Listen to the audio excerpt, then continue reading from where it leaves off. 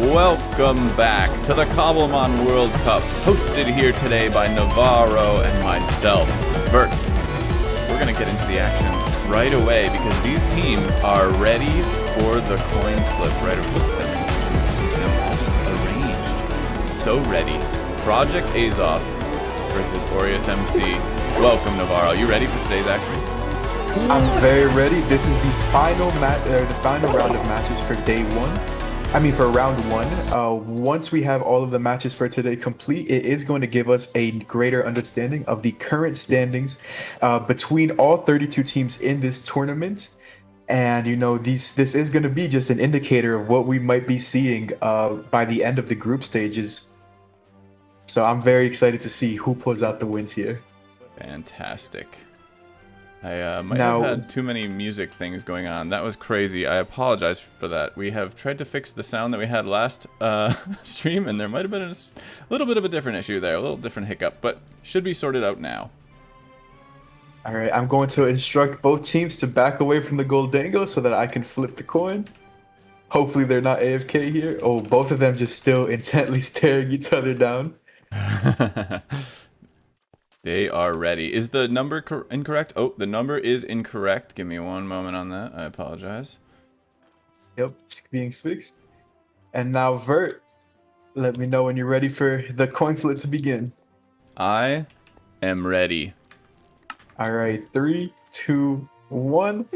Mr. Goldango.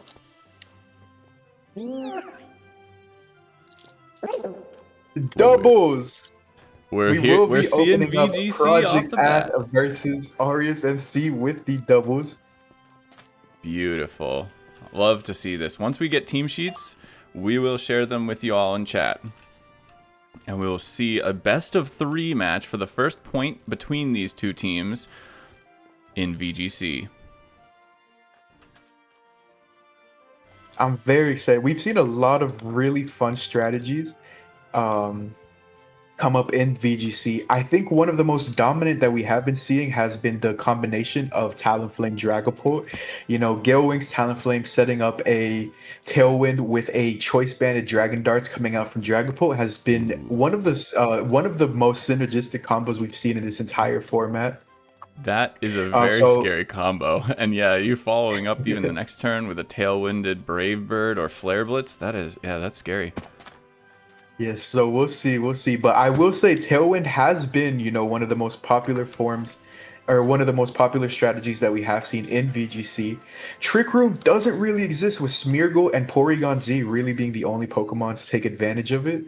And we're yet to really see any team bring those strategies in to counter, the onslaught of Tailwind that we've been witnessing. Of course.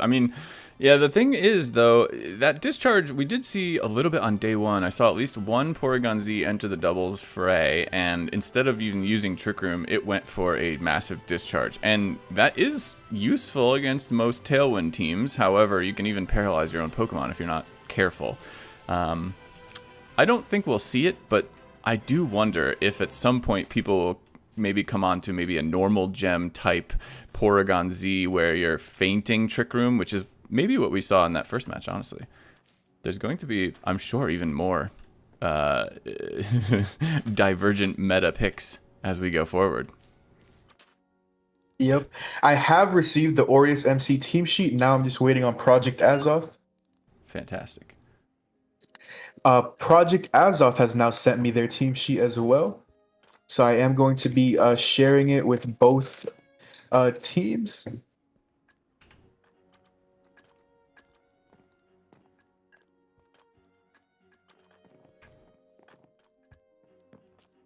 All right, and now Vert, let me DM both of these to you so you can share it with the viewers. Perfect.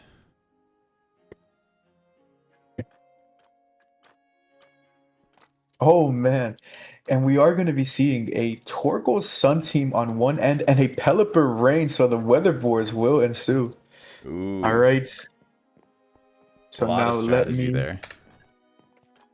Tournament start battle. AureusMC.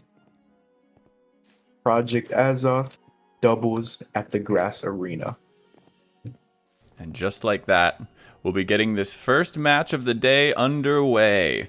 And again, I apologize if anybody missed the intro here, but we're getting started with Project Aureus and Project Azoth, or AureusMC and Project Azoth facing off in a VGC double battle, best of 3 format for their first point in this match. Yep, we see Sludry representing Project Azoth and NX Name Panda representing AureusMC. With the Scream mask. Excited. A big fan of that. Yep, both teams rocking their jerseys.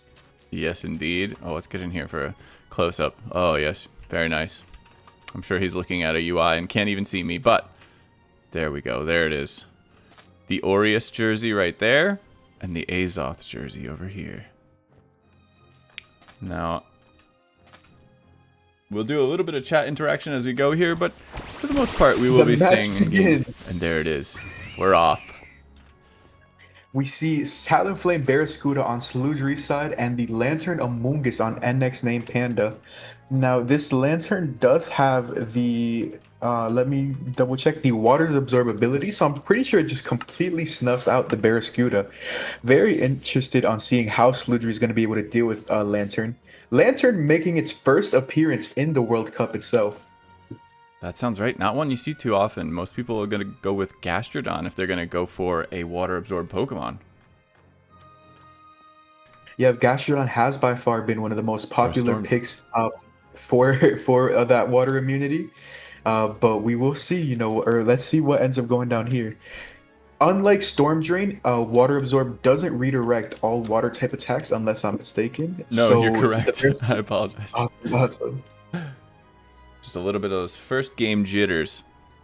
But we are off to a start here with a Brave Bird into Amoonguss. Critical hit to remove Amoonguss on turn 1. That's a big shift. Crunch goes into Talonflame, chipping away at it, and a red card is used to move the Lantern, or move the Barraskewda off the field and bring in Flygon.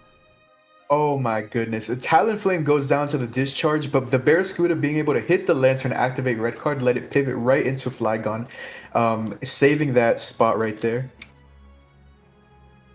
A wild first turn in this first match, as we see Barraskewda come back onto the field, facing down Hisui and Lilligant. Now that Hisui and Lilligant in the sun is going to be a bit more scary, but so far we're having both weathers stay off of the field, if they've both even come to the game. Yep, NX could do something like if he has the Torkoal in the back, could pivot out the Lantern to dynamically increase the speed on the Lilligant, which should let it outspeed both the Barraskewda and the Flygon on the field. But maybe there is another strategy cooked up in the back. We don't know for sure if the Torkoal is sitting back there, and so we'll just have to wait and see what both players opt to go for. Sludry's Flygon, I believe, is also the first that we're seeing in this tournament, holding the Absorb Bulb, so it looks like it's just here meant to, you know, counter against any water types that we might see. I guess Pelipper, you know, that's probably the most prominent water type we've seen in this in the VGC doubles format here. Just fixing some more logos here as you continue to share with the people the exciting showdown. Now, I will say, I think that Project Azoth's Sludry definitely was able to take, or definitely had a much better turn 1, picking up the KO on the Amoonguss, pivoting Barraskewda out to save it from the discharge. You know, Talonflame, you know, we got to see it bring forth some value. That Amoonguss on the opposite end wasn't able to do anything that turn. So if I'm Sludry, I would think that turn 1 went much better in my favor than it did for AureusMC. Definitely. Yeah, that's a big turnaround to lose your strongest asset, especially if you're about to see some swift swimming people that are going to be able to hit most of your Pokemon, except for potentially the Lantern and the Amoonguss. However, this Hisui and Lilligant can take a hit from water, of course, as well. Big Solar Blade coming out, thanks to the sun now being set up. It doesn't have to take 2 turns to charge. It goes automatically, and the speed boost dynamic being shown. Oh, and Torkoal is removed. Completely that removed. Earth Power. A Flygon Earth Power. Yeah. Oh man, Hisui and Lilligant is currently the fastest Pokemon on the field and is threatening a KO on both Pokemon on Sludry's side. I don't really think Sludry's gonna have anything to deal with the Lilligant. getting at least a single hit off, and I'm curious to see what this Lantern goes for. I'm guessing Flygon is probably the bigger threat on the field, so we might see the attack go into it. Solar Blade, but because the Pelipper comes in and switches the weather to Drizzle, it means that the Lilligant's Solar Blade isn't going to be able to hit this turn. Indeed. We see another Discharge come out. Oh, but the Pelipper goes down straight away. But that has completely flipped the speed dynamics of this match. The Barraskewda has now become the fastest Pokemon on the field. And there's likely no sunny day being run by that Lilligant, so it will be raining for the rest of this battle, most likely.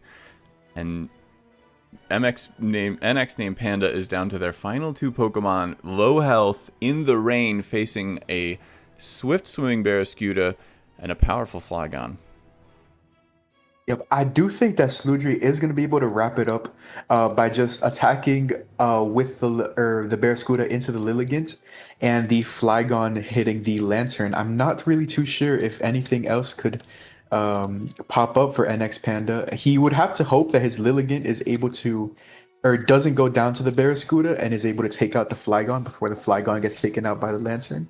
But there's just a lot of things that, a lot of different options that Sludry's going to have to be able to wrap it up in this turn. Double Edge comes out, down goes Hisuian Lilligant, and the Earth Power comes out, and down goes the Lantern. And that's the end of the match. Sludry brings game 1 in the doubles set to Project Azoth. We don't have quite an overlay that shows the progression of the doubles VGC match, best of 3. But we are aware now of baseball. We are aware now that Project Azoth has 1 win in this best of 3 over Project AureusMC. My apologies for that. We're still getting the kinks out. No worries. I will give a little bit of a higher camera action on the next set. You guys got it. It does depend on sometimes where the big Pokemon are, but we'll dial it in. Yep. So, just in case anybody wasn't present for the streams we had the past 2 days, I wanted to quickly point out a change that was made to the... Oh, wait, 1 second. I see that Sludry has logged off, even though he's supposed to be battling again. Uh-oh. All right, I'm going to interject right there to see what's going on from both teams.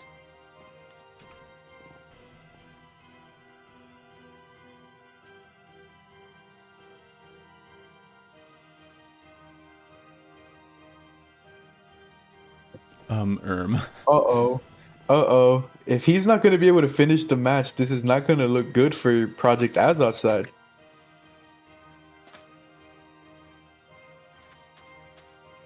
Oh, you hate to see it go down that way. But you were going to tell us about a change in the interim to some sort of format. Did you want to update the people? Yes, let me just reach out.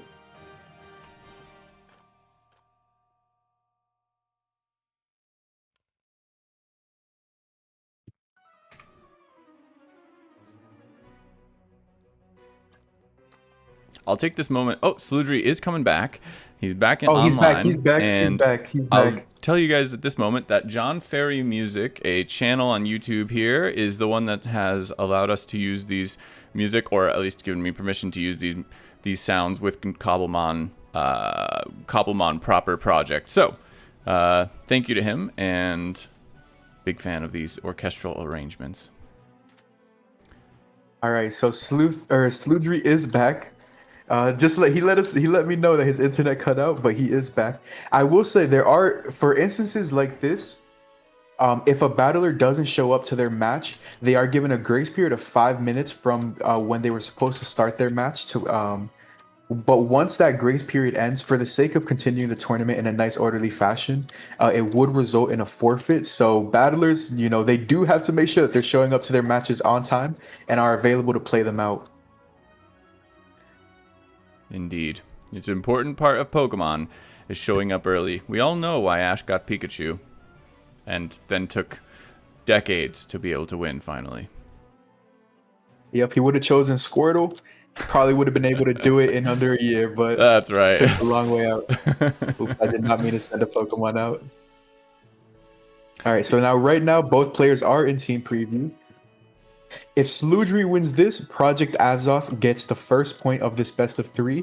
If NX Name Panda ends up winning the match, then we end up going to a game 3 for this doubles VGC set. Exciting stuff, and we'll see more of this rain-sun battle play out very shortly. And as was said, yeah, we'll do some visiting of the world as we did in the first stream today. But we'll probably stay with the battles while they're going on. So that rule change update that I was mentioning earlier, simply to put, is that for scorekeeping purposes, we were previously tracking singles battles and doubles battles on their own or as individual matches that were recorded for wins, meaning that if you won a best of 3 double set, you were given two battle wins for pulling off a victory. But if you won a singles battle, which is best of 1, you were only granted 1 battle win. These are tiebreakers that most likely will make a difference on the final day, and so that was readjusted to where a singles battle now holds the exact same weight as winning 2 double battles. So for anybody who was feeling that doubles has a slight advantage in being victorious over, that has since been corrected, and now both types of matches will hold the same weight for tiebreakers. That is important. It is definitely important because those singles battles, we are picking different battlers for each match between these players, these communities, and these servers, and each player is going to be representing their team, and you want to make sure that their impact is even amongst all of them. This is for pride within the community. And very hype, and I am very excited to see what these players choose as they are facing off with some very different teams. We saw in the first game Amoonguss go down on turn 1, and we obviously know that the first thing that Panda is not going to want to allow to happen this time is that. Avoiding that first turn KO to both Talonflame or kill a Watch Roll potentially with a Hurricane or Pelipper. These are very dangerous Pokemon to that Amoonguss, to the Hisuian Lilligant. So I am curious what we'll see different. Actually, Sneasler as well. Some very hard counters here. People throwing Pokemon onto the field, make sure that you're not doing that while the match takes place. Or else. I assume. You are right. You are right to assume. Or else.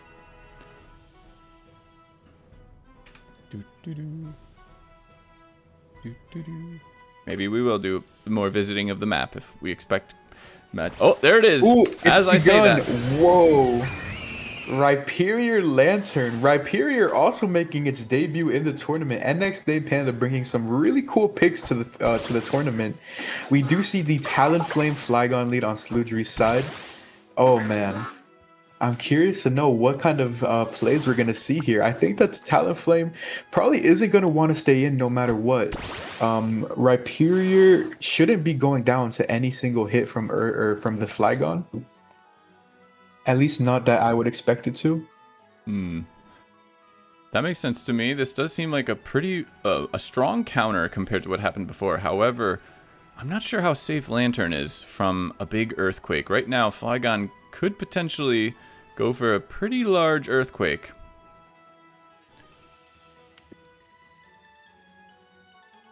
Yep, it is running Earth Power, so if this Lantern is does have special defense investment, it should be able to hold on just a little bit. Oh, the Earth Power instead hitting into the Rhyperior, and we do see the Talonflame go for the Tailwind. Discharge comes out. And Rock Wrecker into the Flygon. Doesn't pick up the KO. And the Rhyperior is going to be out of commission for at least another turn. Very interesting to see the Rock Wrecker come out here. It did do a great chunk of damage, but, you know, is it worth having your Rhyperior not be able to move for an entire turn? That's one side of the field that's just going to be stuck in place. Talonflame goes for the Roost. I'm guessing the Flygon picks off the Lantern. The big Earth Power into it. They're just chipping away. Oh, if he goes for the Discharge here, he could hit 2 water types. No, we see the Hydro Pump into the Overquill. Big damage comes out, and their Rhyperior uses up its recharge turn. So now it will be able to move again for turn 3. daring. This Talonflame can get back to full health here if it needs to, but it certainly would go down to a double up at this point. Yeah, anything like Discharge, maybe if the Rhyperior, let me look at its moveset real quick. Does Rhyperior have something like the Rock Slide? It doesn't. Oh, this is an Assault Vest, a solid Wow. Rock Rhyperior, which is why it was able to eat that Earth Power so comfortably. Indeed. Talonflame leaves the field smartly, I'd say, but Pelipper comes in its place, which is not going to be safer necessary. A Bar Barrage from Overquill into Lantern leaves it at low health, but a massive hit from Discharge takes down Pelipper and puts Overquill to 30%, paralyzed, and is removed by another Rock Wrecker. Oh my goodness, that was a nice double hit or double KO. Rhyperior, of course, is not going to be able to move next turn, but the Lantern at 11% HP. These are the last two Pokemon on Sludgery's side. If he focuses into the Lantern, he can ignore the Rhyperior for another turn. Maybe we see like Brave Bird, Talonflame into the Lantern and another Earth Power to chip down the Rhyperior so that it can be picked off the next turn. But that was a great turn for NX Panda. If I'm Project Azoth right now, if I'm Sludgery, I wonder if you go for the Roost on Talonflame and just sit back with your with your Flygon getting health, as much health as you can, because you have to face 2 unknown Pokemon still. This is going to be very interesting, and Tailwind is going to fall off either after this turn or the next turn, and you're not going to want to use it again. This is going to be a very tight space for Sludgery to navigate. Yep, if he goes for the Roost, I'm not sure if this Lantern is just gonna. Oh, we do see the Brave Bird into it.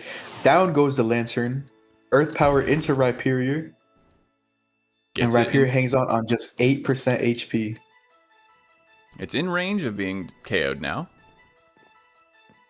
Let's see, what Pokemon does Panda have in the back? If it's the Torkoal Lilligant, that would be very crucial for speed wards that we see here. It might make the Lilligant the fastest Pokemon on the field. We'll just have to wait and see. And other than that, it could be a Sneasler or a Moongus. But There's we see the Torkoal. The rain wasn't really doing much for anybody at this point, so that's not the biggest deal for Sludgery. I'm not sure. I'm not sure how I feel about this switching.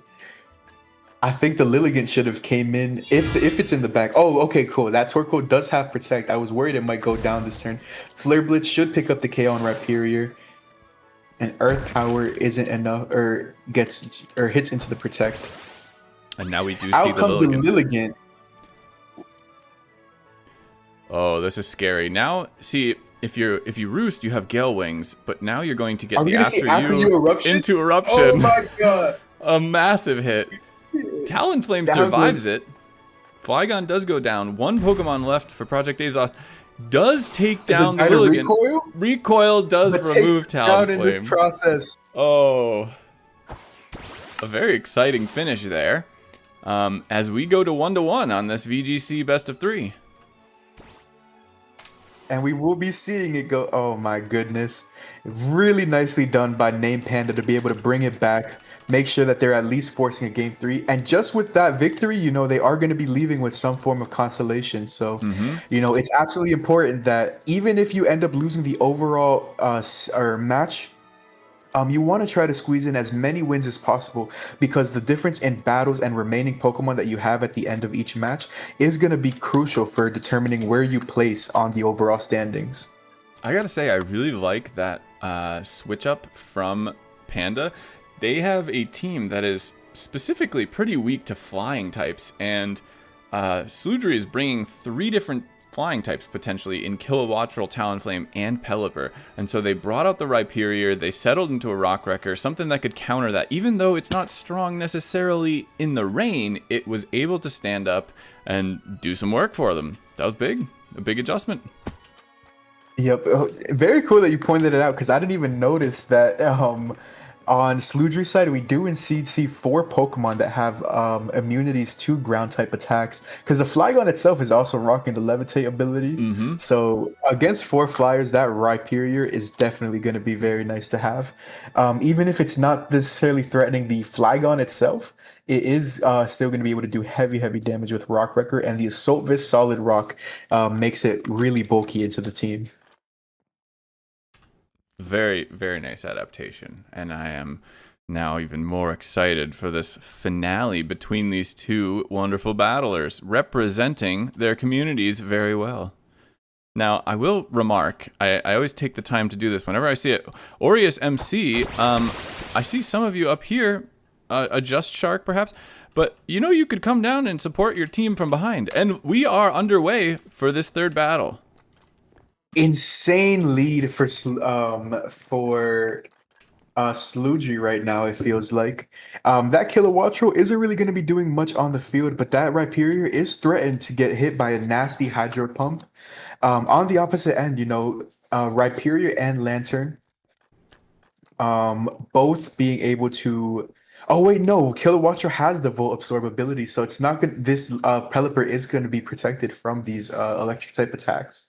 Oh, is that a does that ability, does that redirect? Although I believe because Discharge is a multi-target move, I don't think that'll help Pelipper. I could be wrong. Oh no, you are correct. You are correct. It's the same mechanic as a Water Absorb that we mentioned earlier. I think I was confusing it with the Lightning Rod ability. I've been there. So yes. Discharge, Discharge could come out picking up a big KO on the Pelipper, but similarly, that Hydro Pump could come out and do some massive damage to Rhyperior. We see Hurricane into the Lantern from the Kilo. It gets switched out thanks to the red card, and in comes Barraskewda. If this Lantern goes for Discharge, I think it picks up a double KO. Discharge! Oh no. Barraskewda weathers it. Oh my god. But if we see a Torkoal... If we see a Torkoal come in here, Barraskewda will lose the Swift Swim that it has currently. So this is a very large potential play here from Panda. If Panda can turn off the rain here, there is no more rain setter, I believe, from Project Azoth's side of the field. No, there's going to be nothing else that can do that. And if they left behind Talonflame, then they are now in a major speed deficit potentially. We see Overquill come out. And the drought does return. No rain, no Swift Swim. Yep, rain is gone for the remainder of the match. This Overquill most likely, the Barraskewda is still probably the fastest Pokemon on the field. It does have the Propeller Tail ability, so it's not really too upset about the rain being gone. It wasn't being boosted by the Swift Swim. Double Edge into the Lantern. Very nicely targeted. But it goes down to recoil. Barbarage, is that enough to pick up the KO? The Lantern goes down. Very nice. Very nice. So, the Lantern identified as the biggest threat on the field. But the Lilligant. Mm-hmm. Oh, man. I don't think that Sludgy is going to be able to stop after you Eruption. I think after you Eruption is going to come out and pick up a double KO here.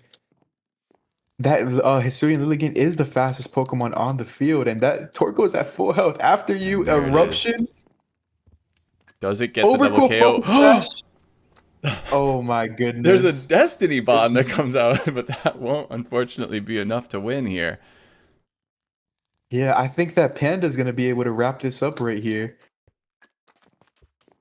Doesn't seem that Sludgy has anything else in the back. No, that was their third Pokemon down, and I believe this game is wrapped up as AureusMC takes the first win of this match.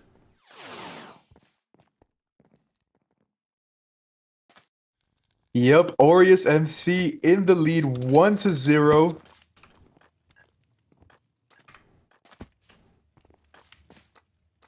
Wow, very nicely done by Panda to flip that over.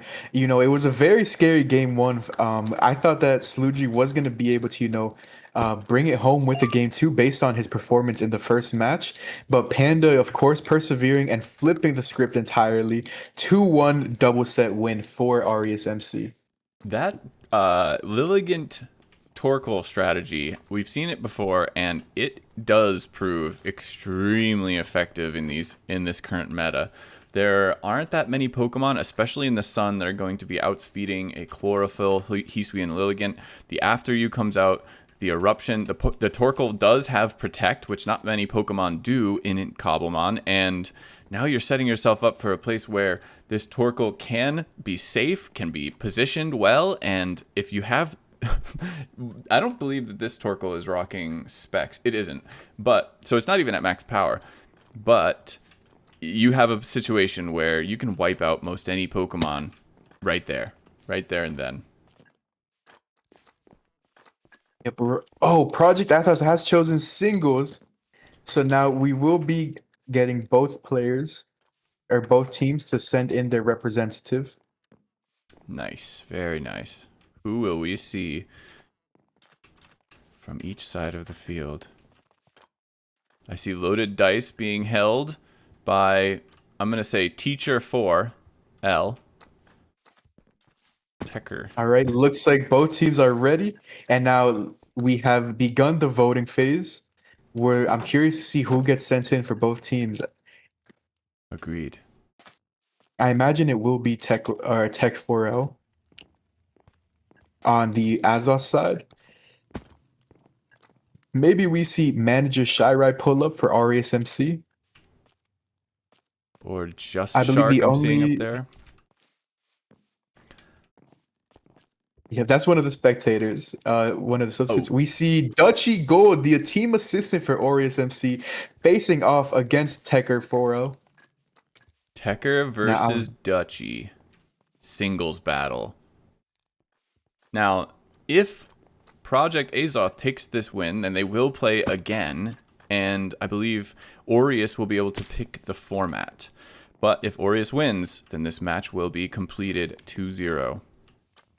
And this will not be a best of 3. This will be a one match, a one singles match to determine who gets the point between these two teams. So Tech has said that it's pronounced Tech Roll. Tech Tech roll. Roll. Tech Roll. Tech Roll. Tech Roll. Tech roll. I almost did a bit I shouldn't do by mispronouncing Dutchy Gold, but we will leave it at Dutchy Gold. Perfect. Perfect. We wish Now the both best of these luck. players are whoa. All right, the And match we're has off. begun. Oh, we see Torkoal on one side and the Glamora on the other. Most likely a suicide lead Glamora wanted to get up as many hazards as possible. But in Torkoal's face, it's going to have to just try to directly attack so that the Torkoal doesn't get off the rapid spins, pretty much making the Glamora useless. We probably are going to see something like the Power Gem or Earth Power come out into the Torkoal. Torkoal not really in the best position here. Of course, it can just go for the rapid spins if he predicts Tech Roll to be going for stuff like Stealth Rock, Toxic Spikes. But I think it's just much too risky for Dutchy to stay in on the first turn with his Torkoal. Glamora leads do tend to be Focus Sash, so it is likely for that to be the held item of preference here. Now, if you're not facing, I may have missed you saying this because I was trying to get the music back going, but if you're facing a non-physical attacker with your Suicide Glamora, do you swap out potentially, even like if you don't have a Flash Fire, but because you're looking for maybe some corrosive, or not corrosive, the other one, Toxic Debris? Yeah, the Toxic Debris. Would you switch out or do you stay here? If I'm wielding the Glamora or if I'm wielding the special attacker. Sorry, I The missed that part of the question. Glamora. So when we see lead Glamora, sometimes all you're expecting it to do in a match is just set up a hazard on turn 1. Whether you only are able to get off the Toxic Debris or something like the Stealth Rock. Usually its purpose is to just set up hazards and then die. So as long as it's able to pull that off, and with the Focus Sash it usually is, then you can... Stealth Rock Hattery bounces the hazards right back. Incredibly played by Dutchy Gold. Phenomenal. Oh my goodness. This is the one situation where I would be having all sorts of doubts on how I play my Glamora, because if there's Magic Bounce in the back, this Glamora isn't going to be able to do too much. It can go for, we see it go for Spiky Shield, the Psychic comes out. But now a Glamora that isn't able to get up hazards and isn't able to do like massive damage to the Pokemon in front of it is just something that you would want to switch out. We see the Mortal Spin to get the rocks off on Tekro's side. Hatterene switches out thanks to the eject button. Ooh, but this definitely changes the entire Glamora mind game that that you asked me about earlier, because when there's a Magic Bounce Pokemon in the back, a lot of times you're going to be way too scared to even try to set up hazards because you don't want those going right back in your face. All that does is give the opponent both initiative and the value of what should have been your turn, or what should have been your hazards.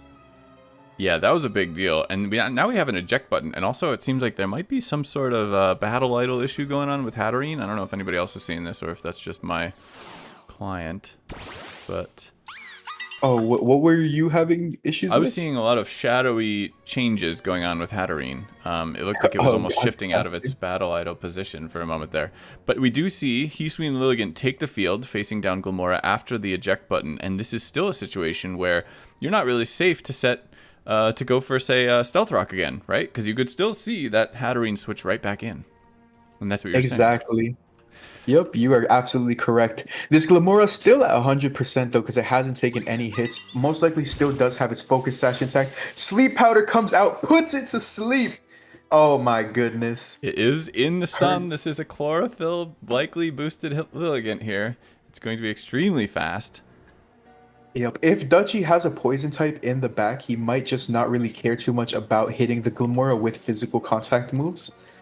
But we will, or with any physical attack, doesn't even have to be contact move. Just because he might think that the Toxic Spikes are negligible, or we probably just are gonna see him think, I don't want to see any more shenanigans going on, and just hit what's in front of him. Skeledirge comes out, Leaf Blade hitting into it, not very effective damage. This is a great counter though, turning off any fighting type moves generally with this Ghost Fire Skeledirge. Yep, this is the first time that we have seen Skeledirge brought to the tournament as well.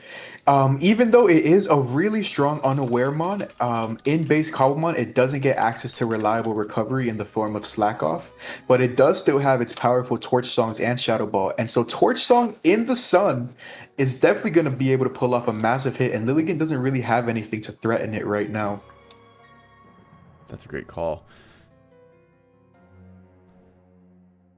I wish I had more to add to these singles battles, but I do not understand them quite as well. Oh, and here we see a Dragonite, a multi-scale Dragonite, take the field and take the first Torch Song, which I'm not sure if that's the best counter necessarily, just because you are allowing Skeledirge to power up in this instance and losing your multi-scale. Yeah, maybe Dutchy's just going to try to go off for something like the Outrage. Skeledirge loves running the Unaware ability, so I wouldn't imagine Dutchy's going to even try to go for something like a Dragon Dance in its face. I wouldn't assume that to be the right move. Oh, it does go for the Dragon Dance. This could be a misplay. We see a Yawn come out from Skeledirge. This Dragonite's... Oh, man. Ooh. This yeah, that boost isn't... Big change. Sorry, go for it. No. Take over.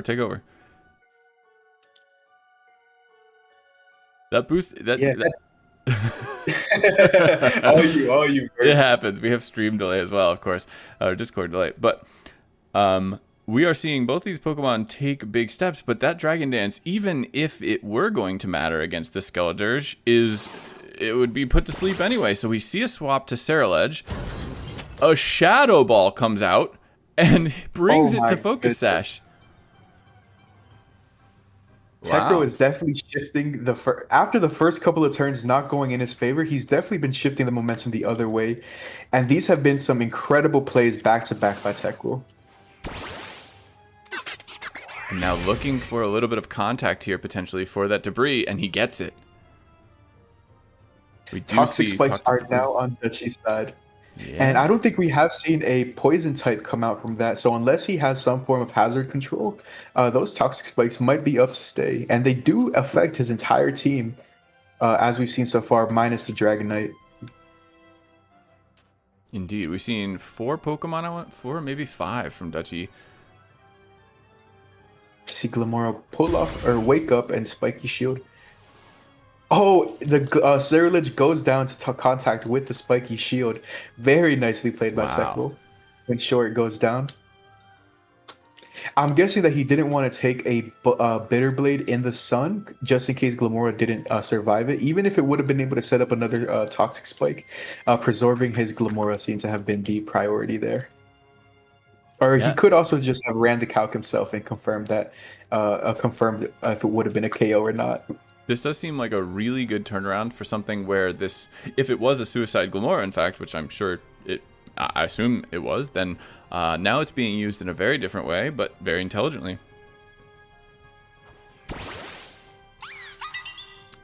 And Heatwing Lilligant comes back onto the field and is immediately poisoned by those toxic spikes. Yep, only one layer is up, so it is just a regular poison. It's going to be taking that consistent tick damage every turn. If that second layer were to have been up, it would be transferred to a badly poison. Just for anybody unfamiliar with the toxic spike mechanic. I don't think that that's something that's popular in the doubles format, right, Vert? No, not very infrequently do you see much environment damage at all, in fact. I would say like Ceaseless Edge might be the most likely thing just because you're also being able to do some damage there. Got you. See the Glamora switch out right back into Skeledirge. Another Sleep Powder coming out. Since the Glamora did wake up, Dutchy is allowed to go for Sleep Powder. And what Sleep Clause essentially enforces is that only one Pokemon can be put to sleep on the opposing team's side at any given time until it wakes up. Then you're allowed to, keep cycling through. Look at Techroll in the chat talking about here how this is a great battle, and it is. I love to see that from competitors. The main thing in competition, as far as I'm concerned, is to celebrate the fact that you are pushing yourself against a friend, a competitor. That's fine, but it's not really for that. And we see a one-turn wake-up from Skeletor, and he puts the yawn out on Dragonite again after surviving a big outrage. And also, importantly, restoring some health with leftovers. It is almost certainly safe from another outrage turn. Yep, and because the Dragonite is locked in, it's going to be forced to stay in this turn, meaning it will be put to sleep. But it does pick up the KO on the Skeledirge. Confusion, and should now be put to sleep. We get to see a lot of sleep animations this match, don't we? It looks like Dragonite is actually not wielding one. Oh, we see a shiny Dragonite mirror here. Now, it is important, you can't see it right now, but the Dragonite that is not shiny is asleep. We're on turn 15, and this battle is looking pretty tight, pretty close so far. Yeah, Techroll should be free to just start setting up a Dragon Dance here. This Dragonite is guaranteed to be asleep for at least this turn. So this is pretty much a free turn for Techroll to, take advantage of the opposing Dragonite. We see Torque will come in. Do we see the Dragon Dance? We do end up seeing it come out. Now this Dragonite still has its mirror. Sorry, I just forgot the multi-scale. Multi-scale intact, so it can take a big hit here if it needs to. If it wanted to go for a second setup, I do think it could. But it's it can't really. Yeah, it can't afford to set its... Oh, we see the Sigilyph come out. That Dragonite couldn't afford to go for something like the Outrage that turn because, remember, Dutchy Gold still has that Hatterene in the back. So it would have put his Dragonite at risk. We see Clear Smog into the Sigilyph. Sigilyph, this is the first time that we're going to be seeing it hit this tournament as well. Very cool. Pokemon to see. That is a cool Pokemon. It's got all of the screens. It's got Tailwind, and like Slippy said, we did see this Clear Smog, which would have cleared away Dragon Dances. There's the screen. But this Cinderace can, if it's wielding Court Change, can move the Toxic Spike over to Techroll's side as well as moving the screen over to his side. Oh my goodness, not something that Techroll wants to see. That is an incredible shift right there. If we do see a court change, is there anything that Techroll can do to stop that from happening? In this very moment, there isn't anything. Cinderace should be significantly faster than the Sigilyph right now. We see the Powerball come out, so it doesn't even try to go for the court change right now. Just wants to pick up the big KO. But Cinderace has an incredible speed tier, meaning that in this match, it should be able to pull off a court change if it so desires. Maybe he was hoping the Sigilyph would hang on with just a little bit of HP and maybe set up something like the Reflect so he can get even more value out of a court change, but that didn't end up being the case. Oh, that would be very interesting. Playing to your opponent's strategy is always going to help out here. And we see a Clawitzer. This is another Pokemon I don't know very much about because it doesn't see much play in VGC. I mean, it doesn't really see that much play in singles either, so Techro just has a lot of cool Pokemon in the back. This Clawitzer does have access to Mega Launcher, making its pulse moves hit for 1.5 times more damage. We could see something like the Water Pulse come out, but I'm not sure if in the Sun it's going to be able to do something like pick up the KO on Cinderace. You know, it is 1.5x boosted by Mega Launcher as well as a Stab. But it is just, you know, a measly Water Pulse, so we will be seeing if it's going to do any major damage this turn.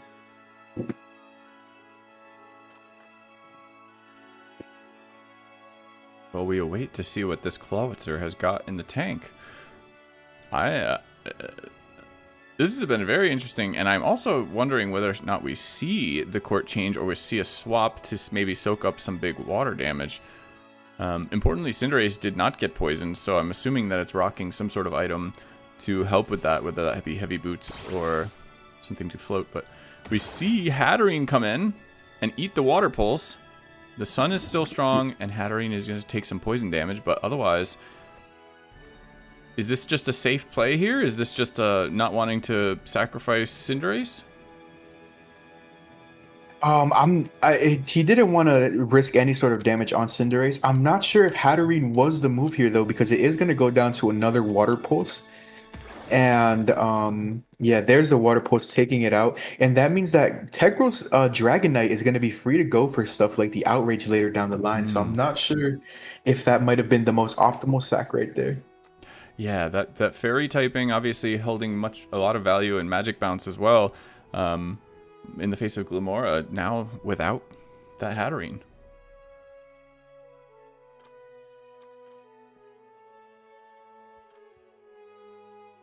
Saludri, are you saying that this Clawitzer gave you a lot of trouble? Is that what I'm hearing?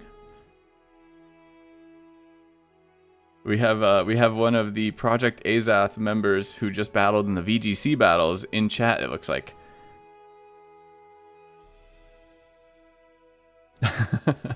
And Techroll is out there saying hello to their combatant, their competitor, fellow competitor. Yeah, this is a very exciting thing that we're doing here. This is the first annual Cobblemon World Cup that you guys are witnessing, the 2025 Cobblemon World Cup, and we do expect to do more of these in the future. This map, which you'll see more of later on in the event, or in the stream today, is also going to be available for download in the future, where you'll be able to host your own tournaments, whether just between you and your little sister, or whether or not it's going to be a massive tournament event within your competitive circle. And we see Hisui and Lilligant take the field against Clawitzer. There's no more Skeledirge on the opposing side, so it should be able to bring out some massive damage.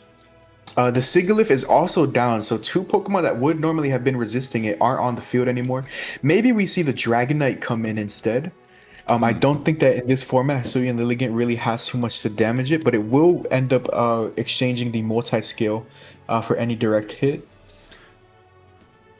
Of course, we could see... I was just going to mention this might be the end of the Sun here within a turn or two, depending on what that Torkoal is using as an item. Very true, very true. If he is running Sun, I'm imagining that he brought the Heat Rock item, just so the Lilligant can take as much advantage of the turns as they can.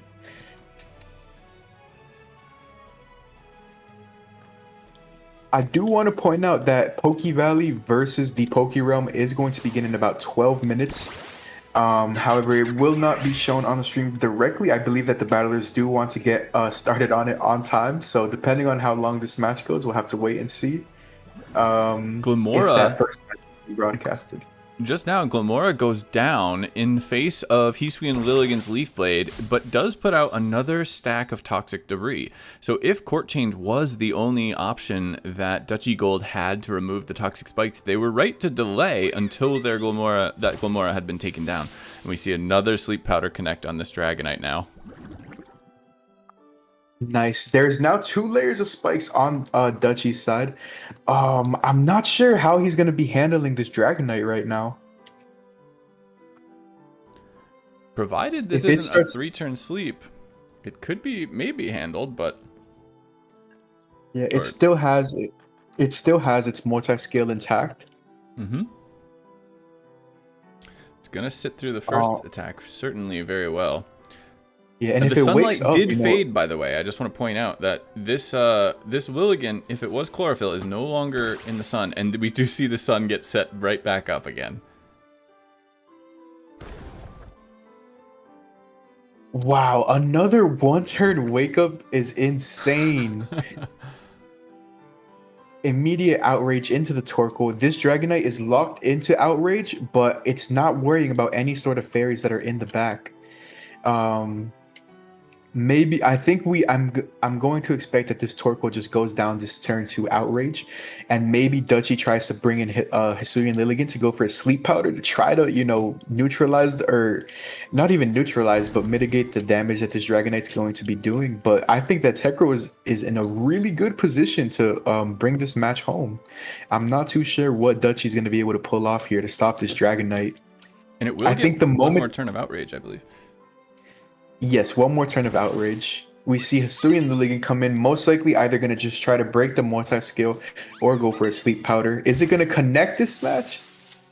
It does connect. Oh my goodness. Continues to hit with the sleep powders, but so far they have not lasted as long as he'd like. This Dragonite still with multi-scale intact. And the poison chip is becoming significant.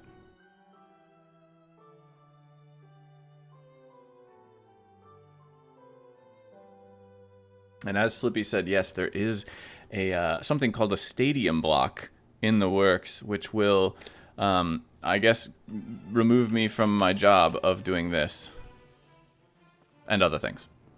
But at least that. That stadium block is going to be one of the most exciting features I see added to Cobblemon.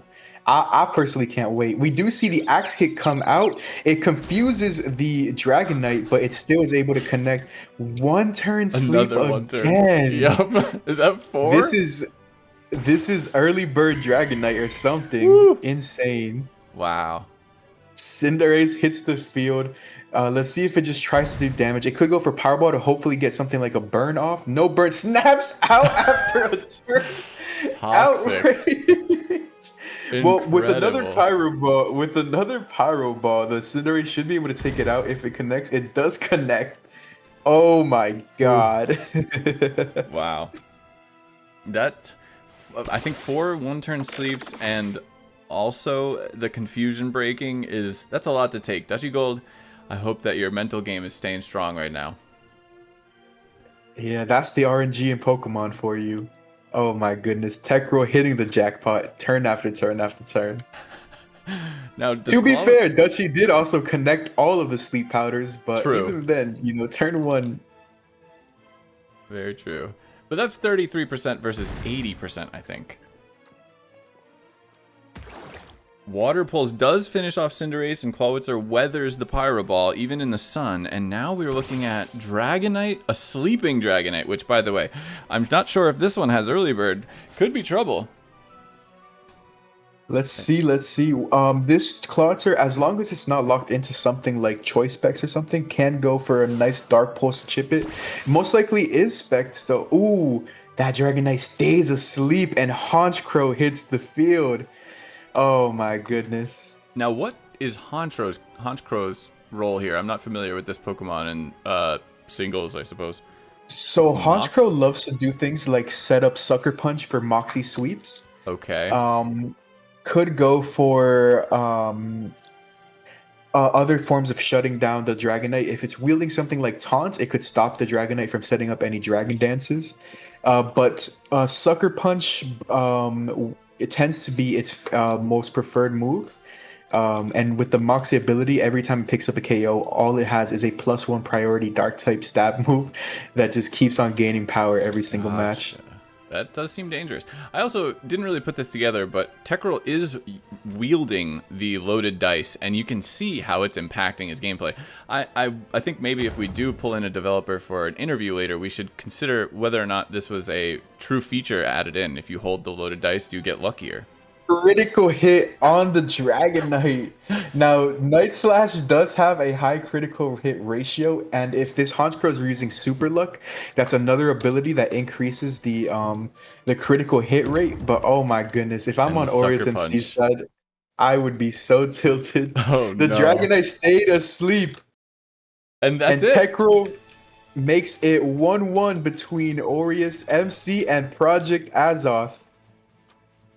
So there's going to be a game 3. AureusMC decides the final format. Oh my goodness. A phenomenal Project battle. Azoth getting all the RNG in their favor. That was crazy. Oh, Dutchy, I do sorry. feel bad for Dutchy. That was brutal to witness. But Tekkerl, you know, he did also have his plays. I'm sure that if RNG wouldn't have gone in his favor, he could have also readjusted his plans based on the given circumstances. Yes, that was a very impressive match, but also, obviously, yeah, the lucky dice holding. We're not certain how impactful that is, but anybody that wants to be safe, maybe break it out.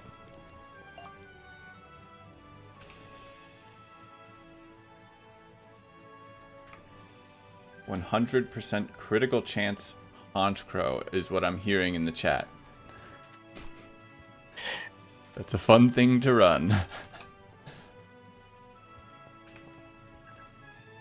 Super Luck, Scope Lens, Super Luck.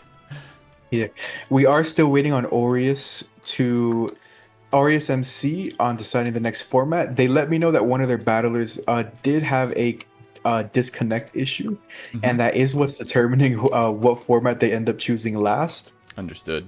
That makes sense. Yeah, so just giving him some time. Well, since we have this moment, then we will take a little fly around, since we haven't seen the map much today so far. And let's just take a look at this wonderful world that you will be able to download and compete in yourself in the future.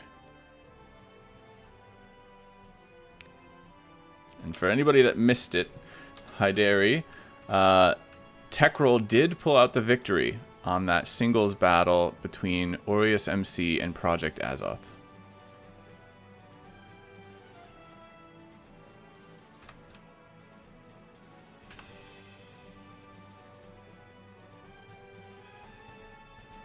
Trying to dial in my speeds here. There we go. As we sit behind a Jigglypuff. There it is. All right, singles has been chosen. Oh.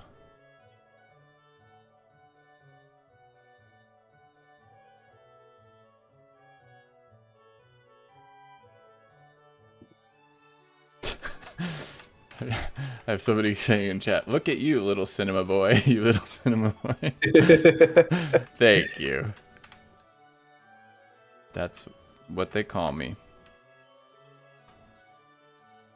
Yes, that's actually a, this is not create mod here. This is a Cobblemon NPC rotating a block bench model of blocks loaded as an NPC and animated. So the technology that you will see in the future is, well, it's going to be a little bit game-breaking, we'll say? I don't know, maybe not that, but groundbreaking.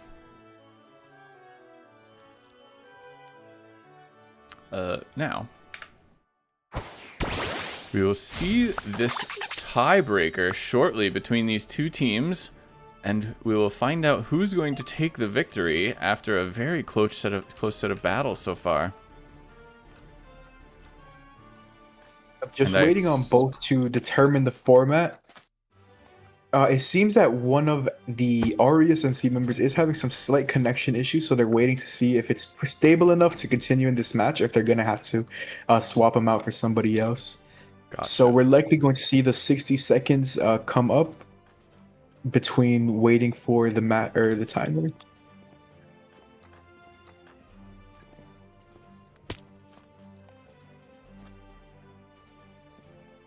And we see both battlers be selected, and they are now currently in the team preview screen. We see. How do I say this? Weentru? Weentru, sure, and White Spaniard face off in the grass arena to figure out who will be the victor between Project Azoth and AureusMC. And you said, Navarro, that the other battle was already starting. Is that correct? Yes, their coin flip is going to begin in a minute. So we likely will be seeing broadcasts in the chat of what's going to be going on. Fantastic. We will be transferring over to that match as soon as this one has concluded.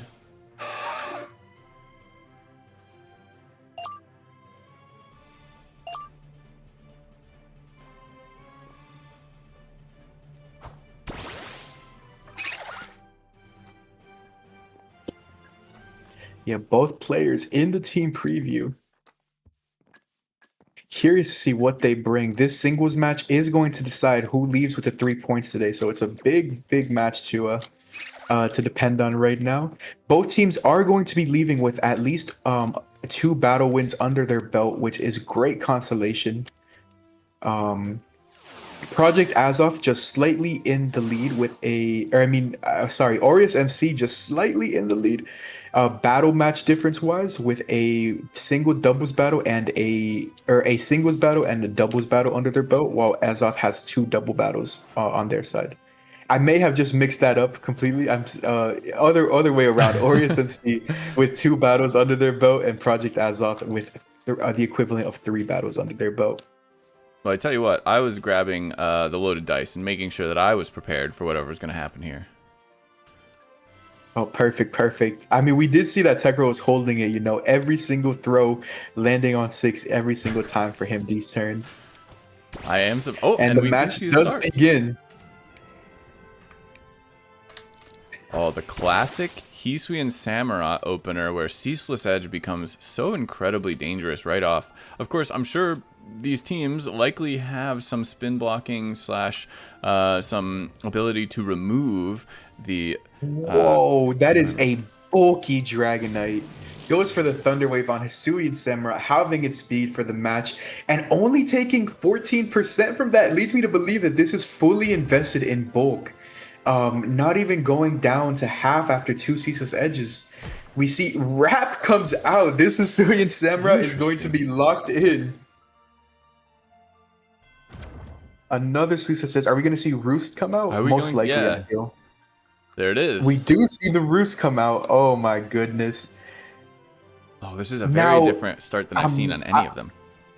I'm not sure if White Spaniard is in a great position here because, yes, he has the Samurott Wrap and Paralyzed, but that Samurott has hit all of its Ceaseless Edges up until now, at least, but it did set up all 3 layers of spikes on the field. So that's something that Spaniard is going to have to deal with for the remainder of the match unless he's able to spin them away or remove them through another form of hazard control. If I were starting with this Dragonite, I get the feeling, the second miss of Ceaseless Edge is painful right there. But I get the feeling he's reliant on being able to remove. Yep, the RNG seems to have flipped in this match. 2 Ceaseless Edges missed into the Dragonite from the Project Azoth side. This Dragonite being a lot more free to go for moves. Certainly unfortunate. Now, do you preserve your Samurott here? With the Wrap ending? It appears not. It all depends on what you got in the back, but the Dragonite all the way back up to multi-scale. Wrap did, and probably could just keep going for it here. We see more Ceaseless Edges come out. And yes, indeed. He wraps him. He misses the Wrap, actually. Oh, he misses. All right, so given that even though the Samurott had its speed halved, due to paralysis, it's still going before the Dragonite, which leads me to believe that this is a choice scarfed Hisuian Samurott. So most likely its only purpose for this entire battle was just to hit off as many Ceaseless Edges as it could. And well, I mean, it did its job, so it would make sense for it to go down. Just keep on hitting Ceaseless Edges until it goes down. If that is the case, then you're hoping that you can stop whatever spinning that White Spaniard is going to be going for later. assuming that they are going to try to remove these rocks. Yep. A quick side announcement: the PokeRealm versus PokeValley match has begun, and their first match is going to be singles.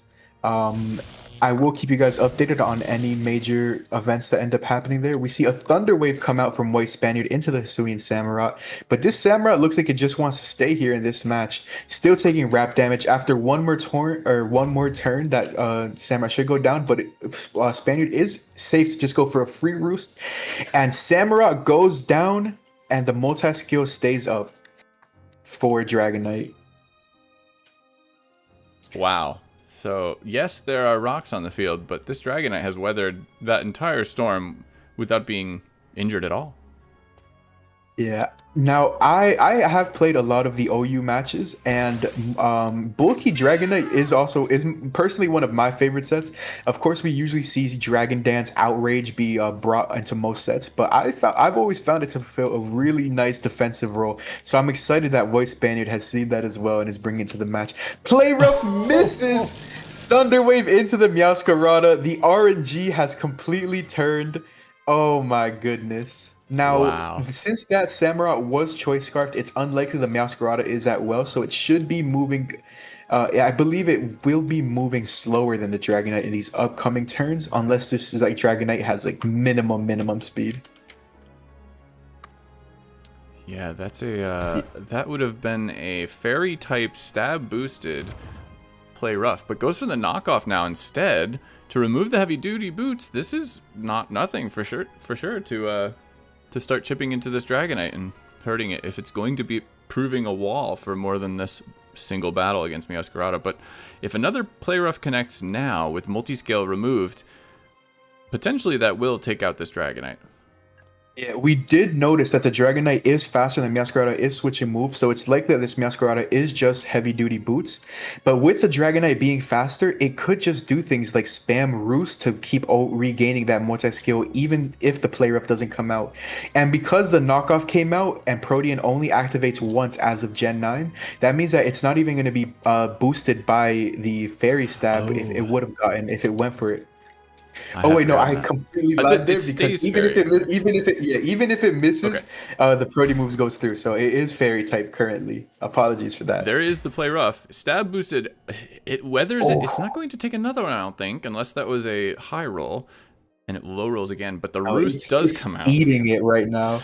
How? Yeah, this Meowscarada has to hit through paralysis and land Play Roughs. And even then, even when the Play Rough lands, it just isn't going to do that much to Dragonite. Because of its tremendous physical bulk. I think that this Dragonite can just keep on going for roosts, keep on going for wraps. But this Meowscarada shouldn't be able to muscle its way through. It at most can maybe force the Dragonite to use up all of its roosts. That's what I was going to ask, is how many does it get? How many roosts can you maximally have? Is it 8? Yes, it is 8. And I believe we've seen about 5 used so far. We're certainly chipping into that. Meowscarada is free of the wrap, but I don't see a reason why you would swap. We did get an attack drop on Dragonite from the recent Play Rough. Dragonite goes to 25% this time, and it is getting chipped into heavily. But now the question is, does it still have Roost PP? It does, at least one more. It does still go for Roost. Is a Meowscarada going to hit? It lands the Play Rough, still doesn't pick up the KO. It's only doing a net total of 8% damage to the Dragonite's health every single turn that it goes through. So we see another Roost. Is the Meowscarada going to break through and land? It does. 9%. This Dragonite is just so tanky, man. Still just chipping away. Now, I get the feeling we are close to 8 now. I don't know if that was 8 or if there's one more. Yeah, that should be 8. I don't think we saw the 4th move from Dragonite. We've seen Roost, we've seen Thunder Wave, and we've seen Wrap, but I'm not sure what he has as the 4th move here. If it had extreme speed or something, I could imagine you just using that. Oh, okay, but Dragonite leaves the field and Tinkaton comes on. Eats the Play Rough handily. Yep, Tinkaton, one of the Pokemon that does like to, or that is able to switch in a good amount of times against Meowscarada, as it does resist its knockoffs and play roughs. And now I'm not actually fully familiar with the Protean ability. Does this Meowscarada take increased damage from a steel type attack here? Oh, it doesn't matter. It Play will. rough finishes it. Yeah, it will, because its entire type was changed to the fairy type move, or to fairy type right there. Perfect. Okay. But Tinkaton isn't even gonna lock. Oh, Volcarona comes in. Tinkaton does not like facing down against a Volcarona. It isn't really going to be able to do too much to it here. I think Volcarona is very free to just go for something like the Quiver Dance and start getting set up. And I'm curious to know if Spaniard has anything in the back. Garganackle, probably the best Pokemon to have against Volcarona. Oh my goodness. He can just go for the freest of Salt Cures right now. We see it absolutely eat that Fiery Dance. Not take any rocks damage on entry either.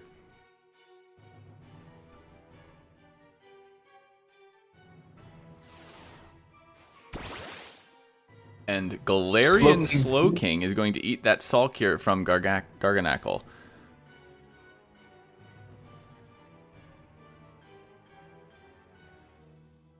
Yeah, Slowking isn't really going to be able to threaten the Garganackle too heavily unless it's having something like Nasty Plot Surf.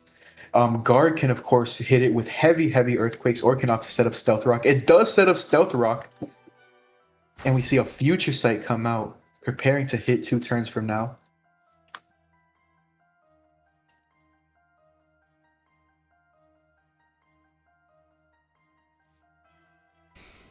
Now, I'm not sure.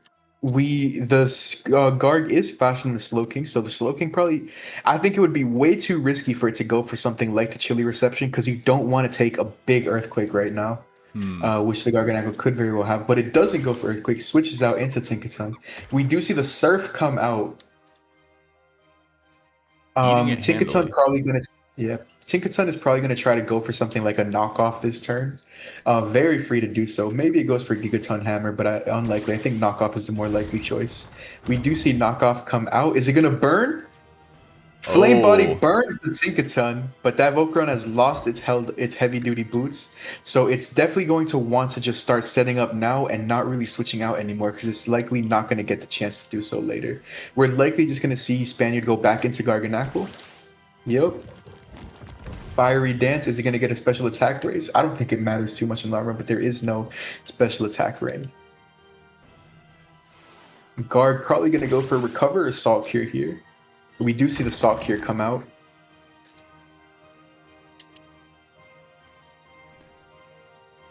Oh, and match 1 of PokeValley versus PokeRealm has completed. And it looks like the PokeRealm is up a 1-0 lead with a 6-0 in singles. Oh, my. Crazy stuff going on. Wow. And PokeValley's next match is going to be doubles. Oh, very exciting. All right. But here, Garganackle and Slowking are still staring each other down. We're seeing Black Sludge restore health on Slowking almost at the same pace as it's being hurt by Salt Cure. But Surf is not proving very effective against this Garganackle so far either. And for those in chat wondering about the World Cup, this is the first World Cup. We started 4 days ago, or 3 days ago. And we are on day 4. We're seeing still some teams for the first time, as we have different groups. 32 different teams are meeting on the battlefield and trying to prove who's going to be the best. The burned Tinkaton returns to the field as Slowking uses Rest, or Slack Off, my apologies, to restore some health.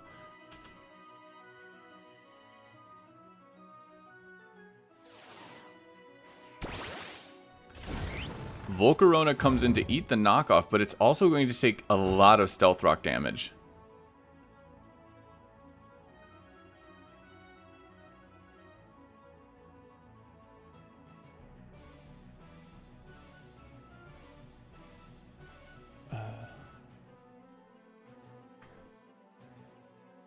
Now, I am noticing that neither of these trainers are rocking the loaded dice, which seems like a misplay, a potential misplay. We see Clodsire hit the field, however, to absorb this Fiery Dance, taking about 25% health damage. We do get a special attack raise on the Volcarona, which is important because it doesn't look like it's going to be able to switch in again later, as it has been damaged enough and doesn't have an item that's going to protect it from any environmental damage.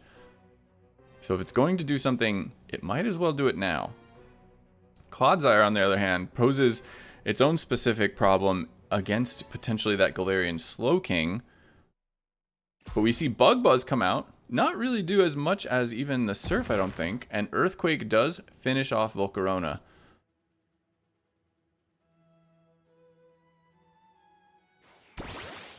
Galarian Slowking hits the field, takes a little bit of environmental damage, and is facing down this Clodsire at near full health. Yep, Clodsire should be able to do pretty good work against this Glowking, assuming that it doesn't have something like Psychic directly. It looks like Future Sight is the only thing that is going to be able to hit it, which, you know, not ideal because it's not direct damage in the turn. You do have to wait 2 turns for that to hit, and instead you're going to be taking some hefty Earthquakes, you know, which are going to eat away at your recovers. Once that Future Sight does hit, though, it does threaten a big KO on the Clodsire. So very interesting. I think that we might see either a switch out come out in this next turn. We saw Tinkaton eat the Future Sight in the past, and so if this Slowking can weather it here, it does threaten, I believe, to KO that Tinkaton if it can get the timing right on that move.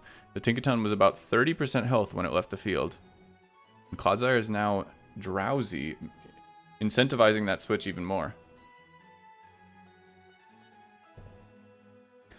Shaco, we do not have yet a visual format of how many Pokemon are left. We've been trying to keep track, but it is not that easy. I want to say that only 1 Pokemon has gone down on Project Azoth, maybe 2, and I'm not sure if AureusMC has lost any, maybe 1 as well.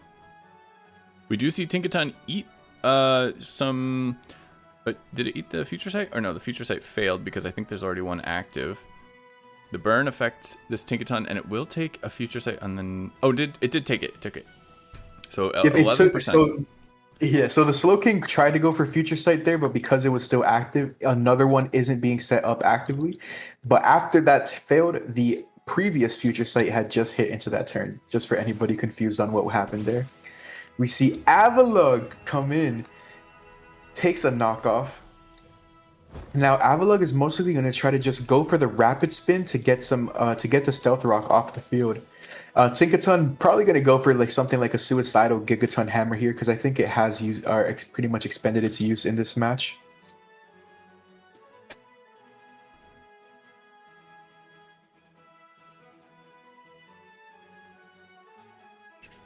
As for whether or not the count will be visible in 1.7, I don't know about that. It would be nice actually if the team sort of where the Pokemon health was, there were Pokeballs or something showing the team's number of Pokemon left. But as far as I've seen, no.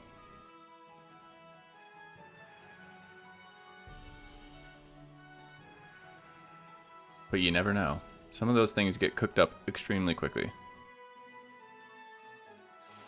We do see a swap from Tinkaton, preserving it, and Annihilate comes in to try to block any spin, but instead gets hit with a critical hit crunch, a defense drop, but the attack does rise because this Annihilate is clearly running Defiant, I believe.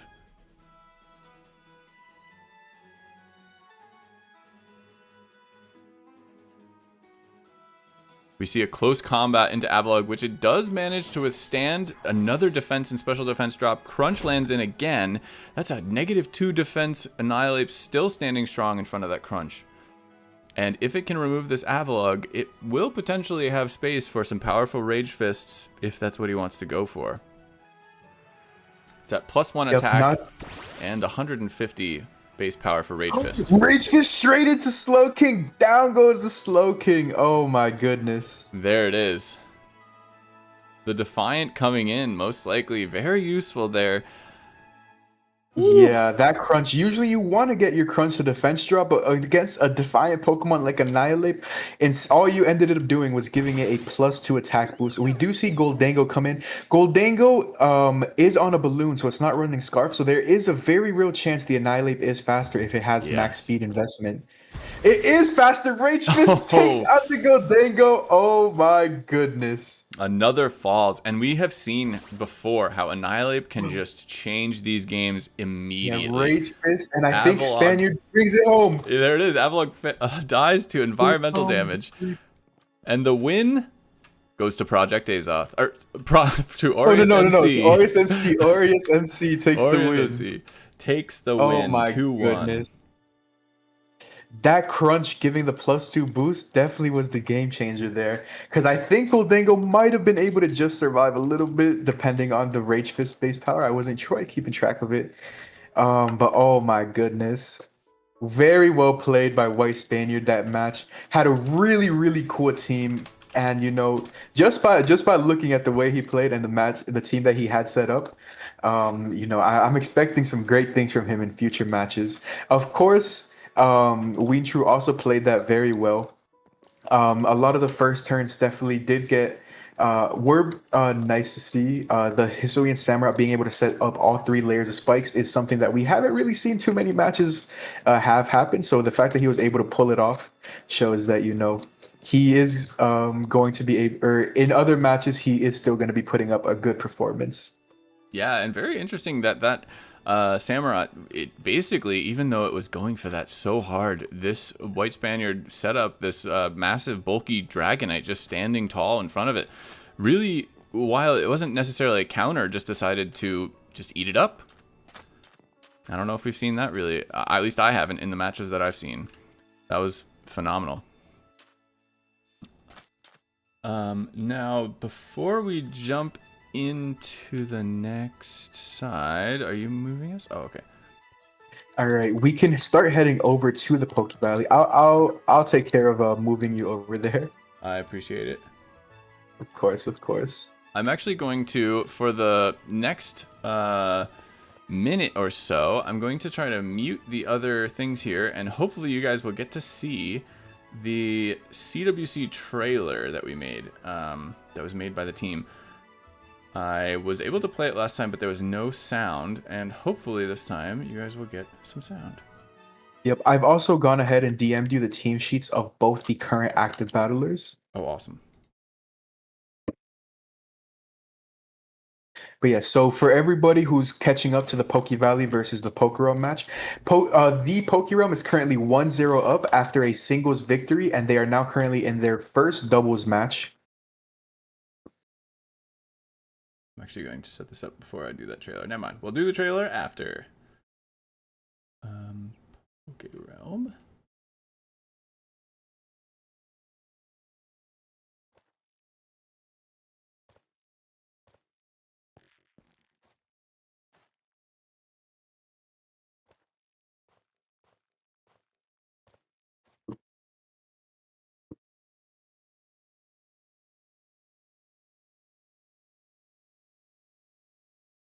This PokeValley logo is like 5 times bigger than my 1440 stream. Why?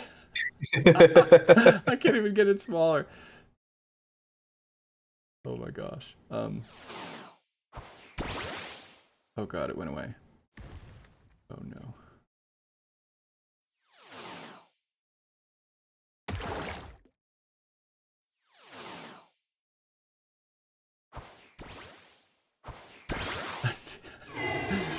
It's broken. It came off the screen and I don't know how to actually put it back. Alright, well I'm gonna get the spectate going here so you guys can at least see that. And we'll see if I can get this set. Sounds good, sounds good. So just to kind of update people on what ended up happening so far in this match, on GK's side, representing the PokeValley, he had an Annihilate in the lead and it immediately went for a final Gambit, but wasn't able to pick up any KO. Still definitely did some hefty damage. But a shift tree on GK side has also been revealed, but it was taken down to a vocal or by a play rough from Nate Knight's Hitmontop, I believe. Or no, not Hitmontop, but another Pokemon that we haven't seen on stream quite yet. But as of now, for this battle, those are the only two KOs that have taken place on GK side, and on Nate Knight's side, we've seen a Pokemon called Good Place. I'm not sure if we were able to see that here. Let me see if the names are available on the PokePaste. They are not. Go down. But basically, these two are the last remaining Pokemon on both sides of the field. Down goes the Volcarona. Now it's up to Dracovish to finish both of these Pokemon off. We see close combat go into it. And I think right here, a Phantom should come out. If it's able to pick up the KO right now on the Dracovish, it will mean that Nate Knight is able to wrap up match 1. If the Dracovish holds on, it's going to just have to face down against a burned Hitmontop. So let's see how much bulk is invested into this Dracovish and if it's going to be able to survive. Oh no, Dragon Darts instead comes out. Nate Knight wins match 1. Nicely done for PokeValley. Now, who took the first battle here, if you can remind me? PokeRealm? Oh yeah, the PokeRealm took the singles battle. What we just saw was the first battle of doubles, and PokeValley is currently in the lead.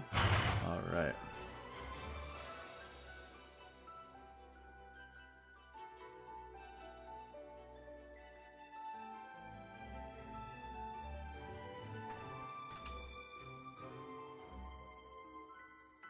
Now we're caught up. Whew.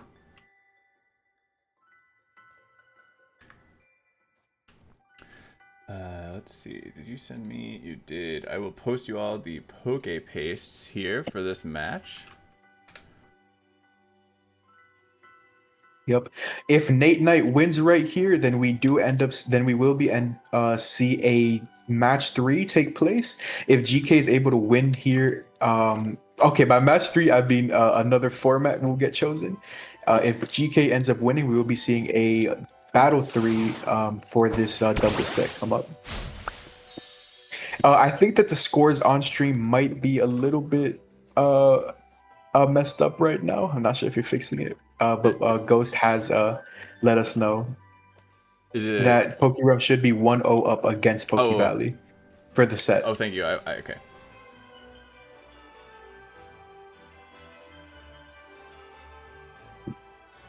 Fixed.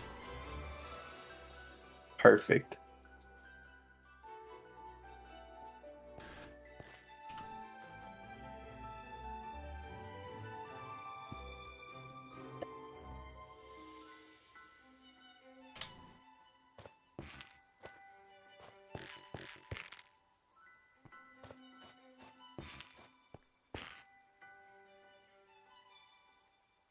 Does PokeRealm have chance? Is that what I'm hearing here? Blaze through the fight, no fear in our name. PokeRealm rises. We conquer the game. Sounds like a. I think that's the first chant that we've had any server come up with so far. I think we need more of those. We need like Green Lantern chants kind of thing. That's what that's the vibe I get from that. Yeah, we need to be able to collect recordings of their servers, chanting that and maybe get some audio clips of it going on. Yes. Blaze through the fight, no fear in our name. PokeRealm rises, we conquer the game. You guys can do it with more energy. Now PokeValley needs one. We got to come up with one. Otherwise, I'm coming off very one-sided here. All right. Both players still in team preview. Not sure who's still waiting to make their choices. It could be both. But a lot is going to be riding here for Nate Knight to make sure he's able to wrap up the match right here. Very curious to see just what Pokemon we are going to see both teams bring, if there's going to be any adjustments to the 4 Pokemon that are chosen, or if we're going to see the same ones, just maybe a different strategy take place.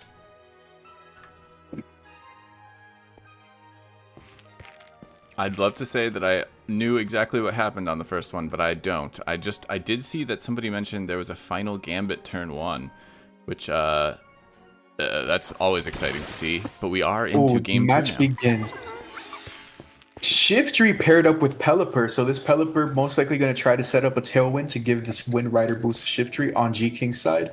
I mean, on GK's side. We see Tinkaton, that's what the good place is, got you. And then the Dragapult Breaking Bad on Nate Knight's side. Dragapult, of course, at risk of a potential Sucker Punch coming out from this Shiftry. And the Tinkaton threatening a massive Clay Rough out onto the Shiftry right now. So I'm curious to see what move both of these off for. I think that Pelipper would be too slow to set off a Tailwind right now, and that does put the Shiftry in a really vulnerable position right now because it is likely to move slower than the Tinkaton and the Dragapult that are both on the field. Yeah, that's a tough position here, and you really need the Tailwind against a Dragapult, but you're facing down Fake Out, you're facing down Phantom Force. That's tough. That's a very tough spot. Yep. Whether or not Sucker Punch Okos, I doubt it.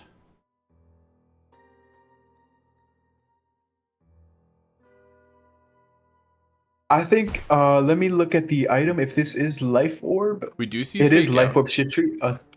We do see a Shiftry goes Shiftry down goes to down. Fake Out and U-turn combination. Oh, not an ideal Wow. turn. Is DK at least going to get the Tailwind off? He does get the Tailwind off. We do see Pelipper on Nate Knight's side of the field. If Nate Knight is able to also get off a Tailwind, then it's not going to look too good for GK because Nate Knight is going to have more turns to take advantage of it. So we see Dracovish in the rain. This is choice banded, so a Vicious Rend from this Dracovish is most likely going to be the first move that gets shown on the field. And Rain boosted, Strong Jaw boosted, Choice Band boosted, Stab boosted. Oh. And of course, because it moves first, I believe that the base power doubles. So this is about to be an insanely powerful Vicious Rend. I think I would double into the Pelipper slot just to make sure that Tailwind doesn't go up on Nate Knight's side. If I'm Nate Knight, I'm protecting here. I'm starting to stall out Tailwind, and so I probably Vicious Rend into Tinkaton only because that slot can't be protected, and most likely whatever's there is going down to this Strong Jaw. Tinkaton, of course, can play rough into the Dracovish if it doesn't get targeted this turn. Oh man, a lot to decide for both teams. This feels like it might be a make it or break it kind of turn that we end up seeing. We see the Pelipper protects. Yep. That's a good play. And he does, in fact, hits the Tinkaton. Oh, does my it correctly, God. I'd say. Hurricane does hit into the protect, but that's fine. And this is the best case scenario, I'd say, for GK on that turn. That was well done, but we do see a swift swimming Barraskewda this time. I'm sure this one is a swift swimmer. Come out next to the Pelipper on Nate Knight's side. Yeah, so since this Barraskewda is going to be faster than the Dracovish, thanks to Swift Swim, Dracovish's Vicious Rend isn't going to get that boost from Vicious Rend being able to strike first. But I don't think any Pokemon on either side is really threatening a sort of Oko. Now, I'm actually not entirely certain the exact differences between Vicious Rend, but if it hits Pelipper, if Dracovish hits Pelipper, who can't protect on this turn, it may still proc. I'm not sure if it's the fastest on the field or whether it didn't get hit, but Dracovish can also protect on this turn. Both of those Pokemon from GK's side of the field can protect, which is a very powerful asset and, again, fairly rare within this subset of meta that Cobblemon 1.6.1 is, plus hidden abilities. Ducky doesn't seem to be a big fan of Big Mouth right now, telling him to get out of here. Let's see what this turn is going to entail.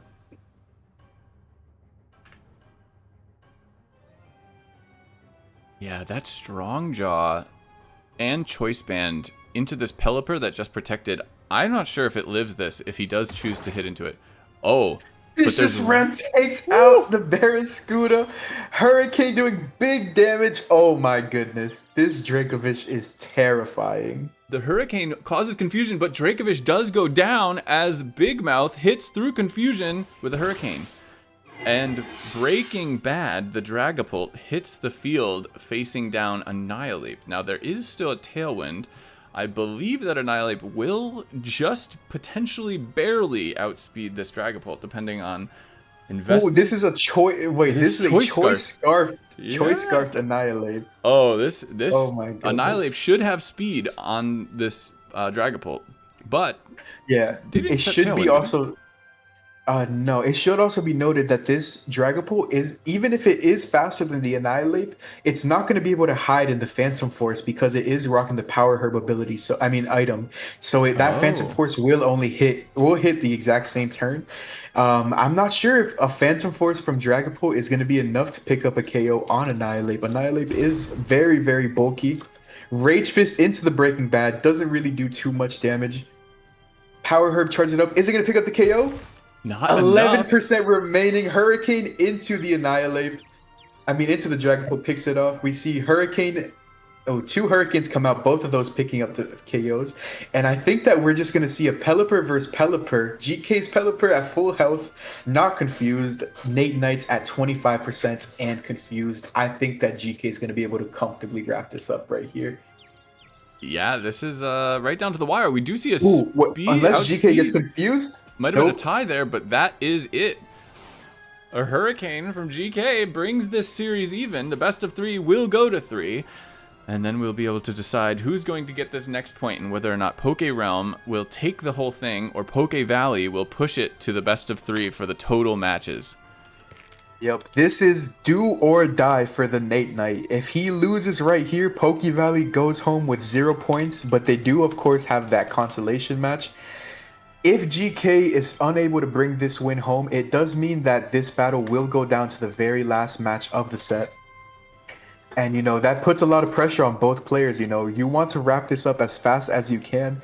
You don't want to have your team get sent home. So Nate Knight and GK30, I know a lot is riding on this match. I'm very excited to see who comes out on top. That Dracovish was super scary. I wonder if GK is going to bring it again after seeing just how powerful it was. And I wonder if that's going to force Nate Knight to have to change up his strategy. Maybe bring in the Among Us to be able to, you know, handle that Dracovish. But even and we are already back into it. We see the same leads, actually, a double Pelipper versus the Dragapult and the Shiftry again. Now, some of us were saying that maybe the Sucker Punch from Shiftry is enough here. But we see it, and it is! Oh! The Sucker Punch comes out. GK's Pelipper hits Tailwind. There's an attack raise on Shiftry with the Wind Rider, as you mentioned earlier on. Yeah, 2 Tailwinds go up. But it should be noted that GK's Pelipper seems to be faster. Oh man, this Shiftry can just go for another Sucker Punch into the Barracuda. Incredible play here. Incredible adjustment. Yes, very nicely played. I think even because it's +1 and Life Orb stab Sucker Punch, I think that it could even pick up the Barracuda here. This is choice banded Scuda. If it stays in, it's probably gonna. It does. Oh my goodness! Oh my 2 goodness. KOs for Shiftry. Here comes the Hurricane, hitting into the Pelipper. Hurricane into the opposite Pelipper. Oh my goodness, GK is in an incredible position right now, and Hitmontop is the last Pokemon on Nate Knight's side.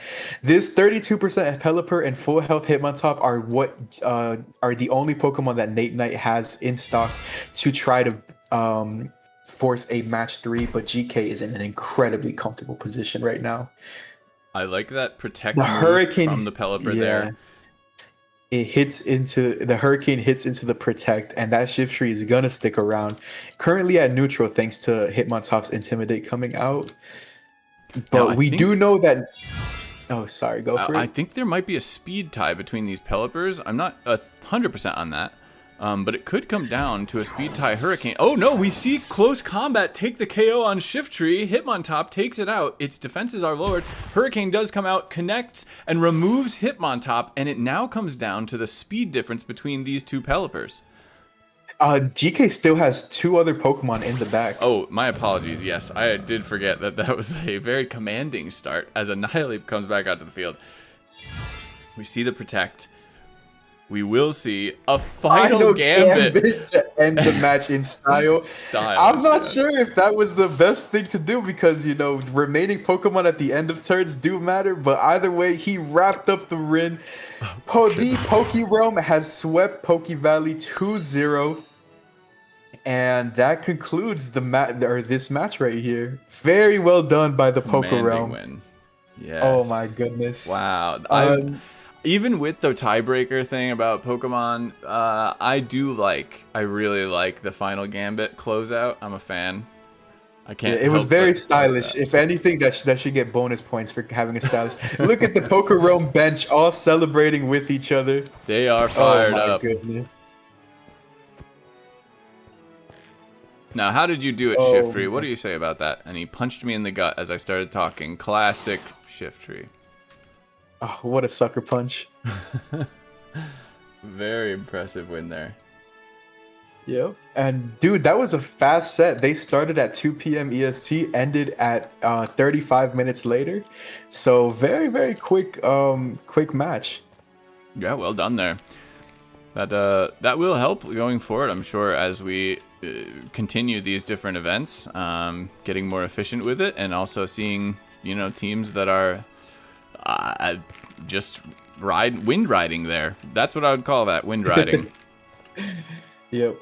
Now later today, there is 2 more matches that are going to be happening. We will be seeing Cobbledex versus Cobblemon Crimson at 3:30 p.m. EST, which is about 50 minutes from now. And then there is going to be Cubelets Cobblemon versus Bulbacraft taking place at 5:30 p.m. EST today. I'm not Oh my sure whether goodness. this stream will continue that entire length, but I am interested to maybe Navarro. Would you want to do a set, maybe an exhibition set? Oh, we can definitely run it. Do you want to do singles or doubles? I'll put I it in, mean, or do we I want to want to let the do doubles. Goldango Let's decide? be real, but Oh, but we could do- have Goldango. So I get the feeling I'll get smoked in singles, but I'm happy to try. I get the feeling I'll get smoked in doubles, but you know what? So then- I've been hyped watching up a lot of these doubles games take place. So, oh man, All right. I wanna be a part of this right now. I want to see just how enjoying it is to actually participate in the doubles matches. Now I don't have a team Me readily neither. available, but I'm sure I could. Oh, are we building it on the spot right now? Yeah, why not? Okay. I'm gonna try to build a team with the strategies that I've been the big fan of. Deal. Oh man, I think I already got the majority of my mons in though because I know exactly what I want. Oh my goodness. So quick recap for people. The PokeRealm is one of the one of the teams that won today. And earlier today, between AureusMC and Project Azoth, AureusMC came out victorious in a 2-1 victory. And so those are our 2 winners for today. The PokeRealm and AureusMC get to go home with 3 points.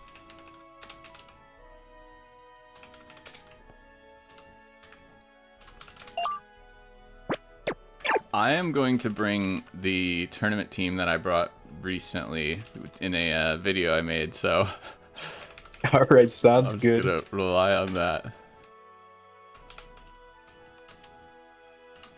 Oh man, I don't even know how to do EV spreads for VGC because this is not my format. But I'll just go with what is suggested to me. Oh yeah, is there a way to, I don't actually know how I'm supposed to do this. Is IVs, like, do I have to set them manually? Do you have the team already given to you? Are you importing it through /PokeGive? Are you using /GetPoke? I was using PokeGive. Oh, so yeah, you would have to specify the IVs for Okay. your team. But if you have a PokePaste, you can also just might import have that directly. Actually, I think I made this in the Showdown team, so let me see if I can do that.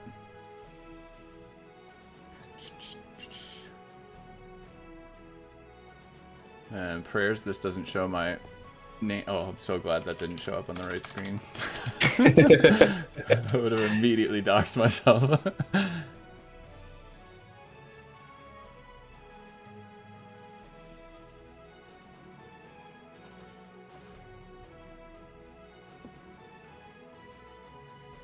Oh man, I'm kind of nervous about this. I feel like I'm. Oh no, I'll it's be just able gonna to. be fun. Yeah.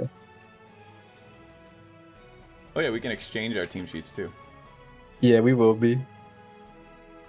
So what do I do for the importing PokePaste? So if you have the URL, you can type the command /get pokepaste in game and then put the URL of the pokepaste. So I guess the stream or the people watching the stream will see just how the battlers are able to import their teams in here. Oh my god, that's awesome. Yeah, I just got it. Okay. All right, wait, so you have your team ready? I have my team, yep. And I will post All right, it for chat. Take your time, take your time. I'm actually going to baton pass for a moment. Sounds good, sounds good. I'm getting my team ready. Yeah, we're gonna watch you on stream while I step away for a moment. Sounds perfect.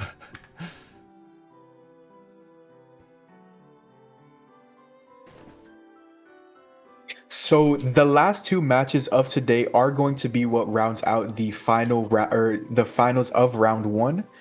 After this, every team will have at least played once. So all 32 teams in this tournament, have already performed.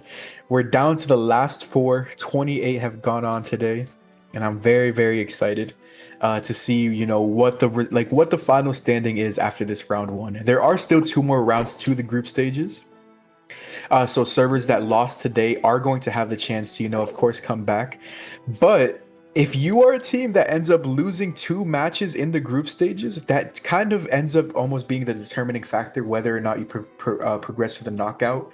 It all also is dependent on the other servers and how they perform.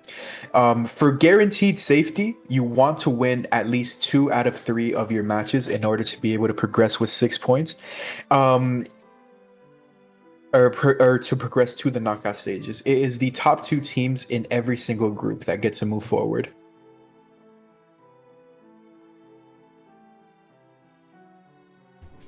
Yeah, I'm wondering if we can get a, what's it called? A standings graphic made between now and tomorrow so that we can showcase sort of exactly where people are. Yeah, we don't have a graphics, but we do have a spreadsheet. Not sure if you're too interested in showing that off. I would have to screenshot it probably right now. Sounds good. Sounds good. Just give me 1 second. Let me just get my team sheet set in. I do have a trailer to show, yes. I was going to do that, yeah. Okay. Let's do that right now before I do anything else. So Vert, you did make sure to hide your EVs in nature from the team sheet, right? No, but I don't care. It's okay. You don't care? Okay. I mean, I won't be using a calculator or anything like that here. You know what? I'll show you mine as well then if you're just gonna show yours. So Vert, let me send you my team's PokePaste. Slippy, I was hoping that maybe somebody else would volunteer just because, I'm sure there's somebody out there that would like to. But, yeah, we'll see whether or not we can. Before we dive into this battle, I'm going to play a trailer now. So, I want to watch this myself as well. Let's turn this on. Let's pause. I have a bunch of buttons to push, and I have to, navigate. Give me 1 moment. And then we'll get this. But trailer incoming. Hopefully now. Okay. Now, yes. And you guys can hear that, I assume. Still waiting to catch up, I think. Yeah. Oh, I'm gonna stop myself from talking now.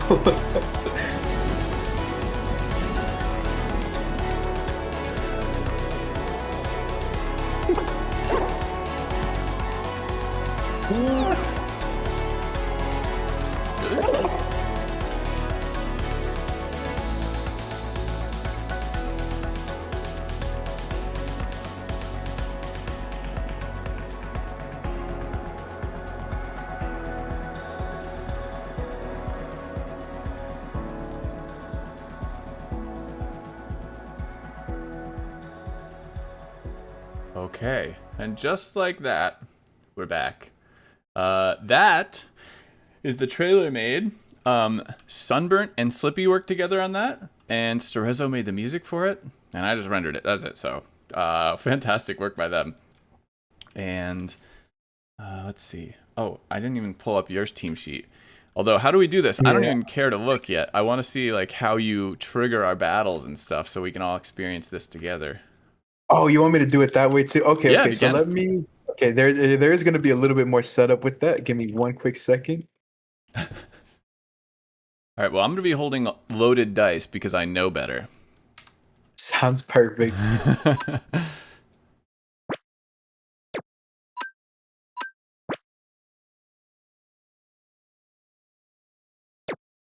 Oh, I remember this not working, though. And oh, I know why. I know exactly why. That's okay. There's like a thing that I had in this strategy that doesn't work the way that I wanted it to, but it's fine. Actually, I could poke edit him.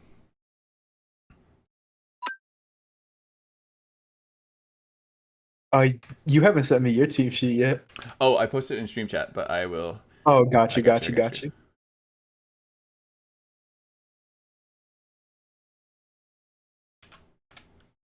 should be it.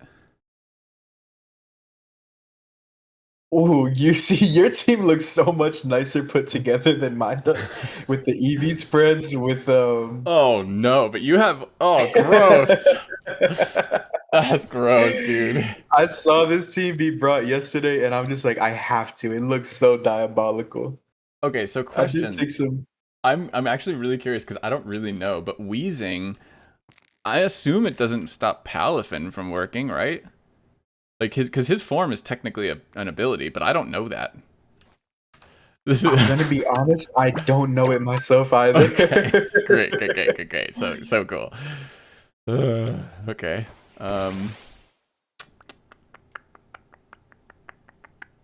Interesting. All right, let me know when you're ready and we can queue up. I'm ready. Sure. I mean, yeah. We'll still get to pick our like top 4, right, or whatever. Yeah. So you're gonna be able to see the entire screen. The people watching are gonna also get to see what we see or what the battlers see. Oh, okay. Oh wait. There is one quick mistake. I think I just soft locked myself really quick. Oh, I got a vote Wait, thing. Yeah. I completely forgot. Okay, wait. I'm going to need to quickly kick us from the server. Is that Okay, fine? go for it. Yep. All right, let me Hey, just. you guys like a trailer, right? Oh wait, let me see.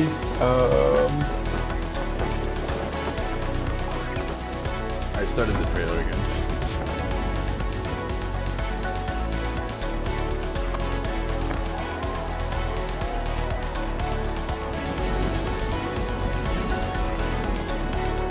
Just a slight permission error. SPG, can you kick us?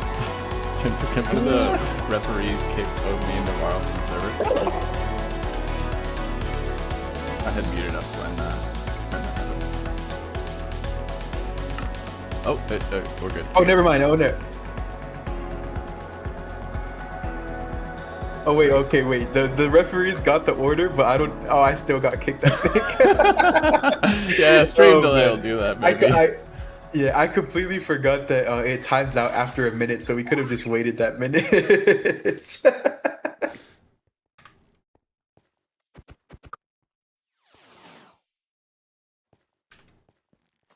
Oh man, that's too funny. I am right back in, so let me just give myself the right perms. Chat has informed me that my Palafin will still go hero mode in the event that Okay. it's hit by neutralizing gas, which is comforting, I gotta admit. Oh wait, it's still glitched for me for some reason. I went to the same thing again. If anybody can stop that battle again, or I don't know what they did, but yeah, it's a minute wait time. we can just battle if it's easier. I don't know. Yeah, I think that'll be a little easy. It won't let us select the 4. Hold up, I'm trying to figure out exactly what went wrong here. Just give me a quick second. No worries. We're hanging out. Trailer jump scare. Another trailer, perfect. Thank you. Oh man, I haven't considered the case where I might be battling myself, so this is a little awkward. Let me just log in.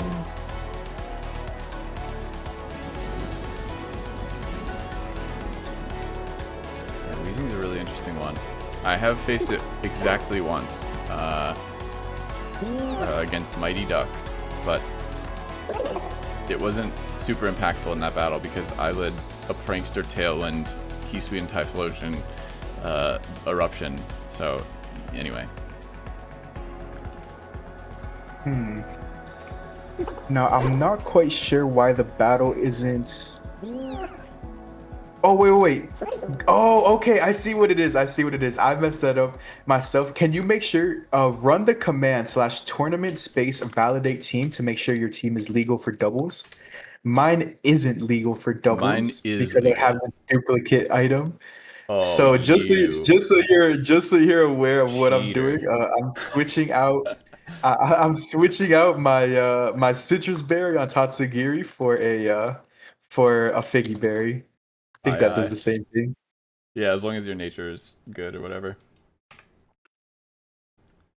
Okay, no, my nature is not good for figgy. I'm gonna be switching it to what's another berry that does that? Ayapapa maybe? Ayapapa. You're right. Ayapapa.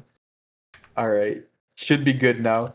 So now it should go normally here. If this doesn't work, we'll do a normal battle. Tournament start battle. Vert, Novo, doubles, water.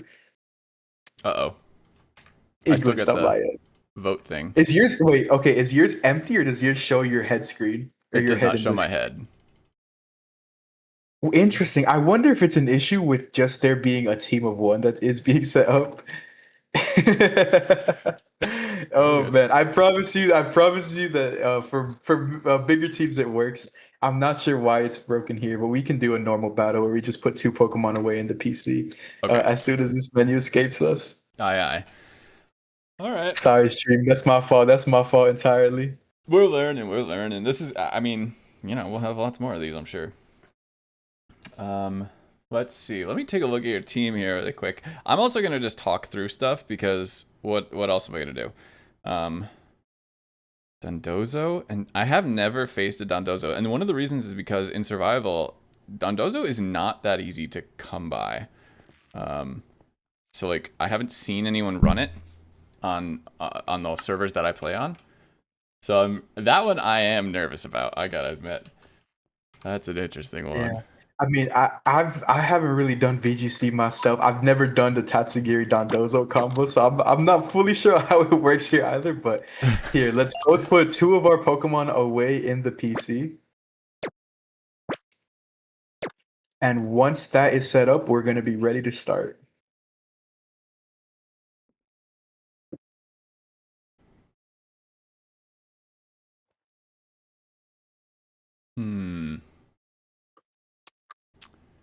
Okay.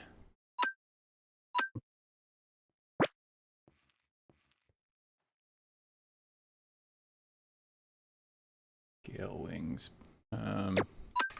Okay, where's a PC? Oh, right, I just command.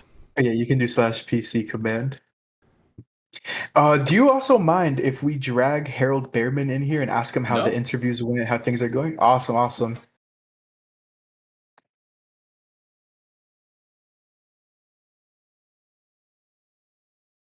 Harold Behrman is another one of the streamers. He has been streaming Match Day 2 as well as Match Day 3.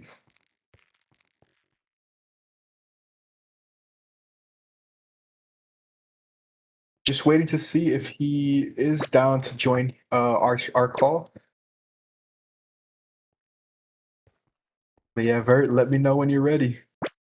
I am ready. Okay, I guess we could let Harold also commentate over our match. I'm going to be moving him in here right now. Yeah, we could mute and let Harold commentate. That'd be fun. Hello, Harold. Hello. Can you hear us? This isn't any amount of pressure at all. No.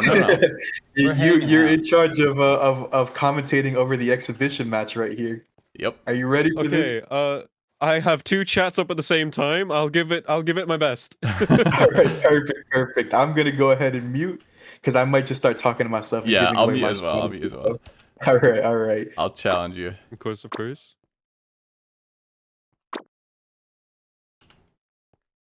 By being the soul speak. Yeah, that's terrifying. So, hello everybody. My name is Harold Behrman. Hope you're all doing okay. The battle has started. I will hit up with the camera angles that I have set up, which aren't amazing and aren't as impressive as Virtuos, but they'll do. So we started off with Ninetales and Hitmontop on the side of Virtual, and Talonflame and Dragonpult from Novaro there. Full four very common choices that we've seen so far in these bouts. Snowveil has Snow Warning, sorry, not Snowveil, has activated there from the Ninetales. Talonflame's attack has fell, and Dragonpult's stats do not get lowered. Switching Talonflame out for a Wheezing there, well, fake out hit from the Hitmontop, going into a U-turn from Dragonpult there onto the Ninetales, not being very effective, but was a crit, taking it down to 78% HP. Switching Ninetales, setting up the Aurora Veil, whilst Talonflame being switched out from that Dragapult.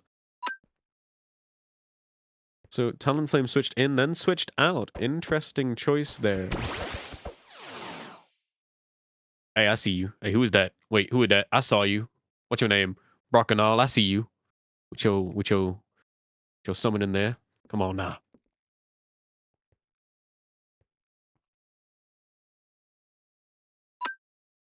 New position. Therefore survives a flame.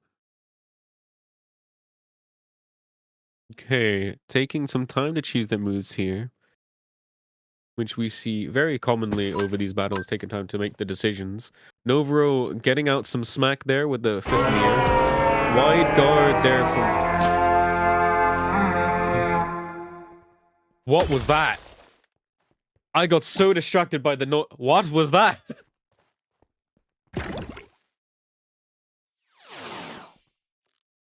I got so distracted. I got so distracted there. Sorry, everybody. So that was... I don't know what's just happened. Ninetales did just faint there from a critical hit from Sludge Bomb there. Switching out into a Mousehold, so we are all going to be clinically depressed if Mousehold gets taken out. But if they don't, then we'll all feel, I'm sure, very happy.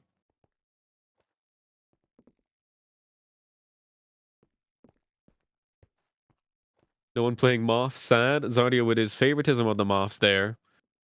Tailwind potentially getting Tailwind set up. Is Tailwind set up? I will quickly check.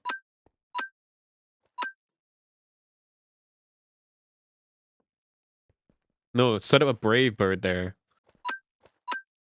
So, not a setup, but use Brave Bird there, sorry. Where'd it go? Got the chats going fairly fast-paced there. Novaro seeming to be ready to go. Sucker Punch from the Hitmontop, but it failed. Talonflame setting up the Tailwind straight after. I'm also using Population Bomb on the Talonflame, taking it completely out there, fainting. Hit 4 times. Self-destruct from the Wheezing there. Doing some nuts damage on to Hitmontop, fainting there. Of course, Wheezing fainting on top of that. Neutralizing gas has worn off, meaning that it's Dragapult and Slacking. Oh my god, he's huge. It's Dragapult and Slacking versus Mousehold and Annihilate. Oh, Novaro saying he needed Wheezing for Slacking. That's not looking good for Novaro.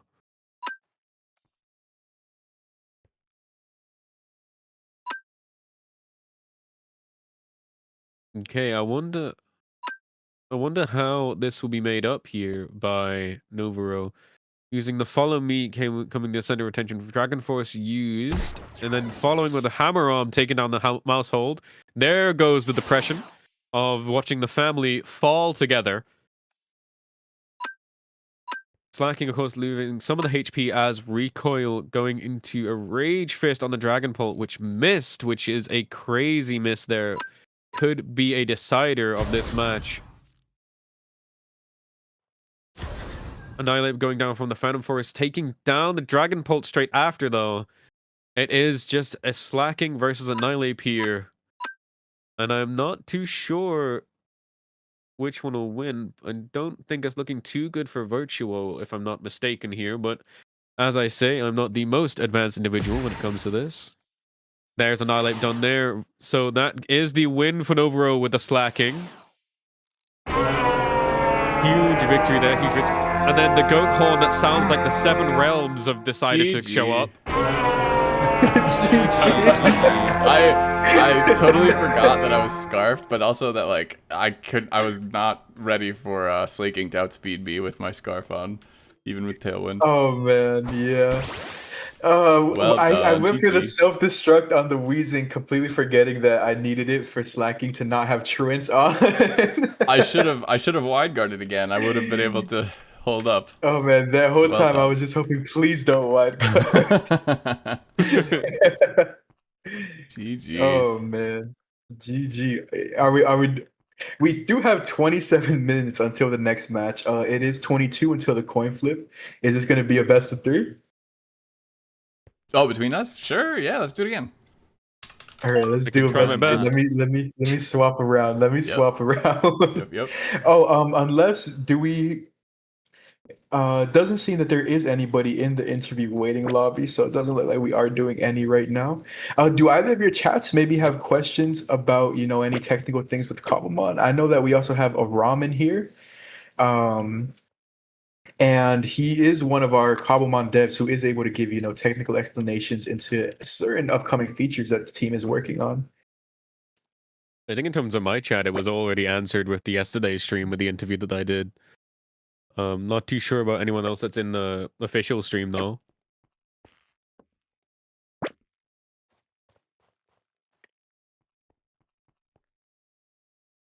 Hmm. All right, let me just set up some other people really quick with their roles. Just silence.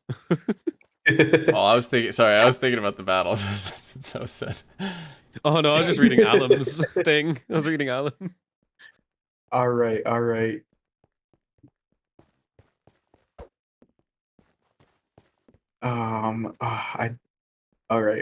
Let's see. Are you ready, Vert? No, definitely not with this team. Let's see. Yes, Mateo will be a level 50 cap when it is doubles. Yo, there's a intruder on the field right Okay, now. I am ready Let's now. get him off the Sure. screen. Oh, All just right, a I jersey. sent you the doubles. Watch out so we can press each other. I can't he's do the on to battle you. while he's right there. Oh, here we go. Hold on. Oh, he brought mouse hold. Oh, it timed out. Hold on, let me try to do it again. No worries. Oh, we have one of my viewers, Cat, asking a question of when are you guys adding Skitty? If you couldn't tell, they like cats. I haven't Skitty. seen Skitty for the next update. Oh, you challenged me. Okay, you beat me to it. There we go. I haven't seen here we Skitty go. for the next update, but I'm sure.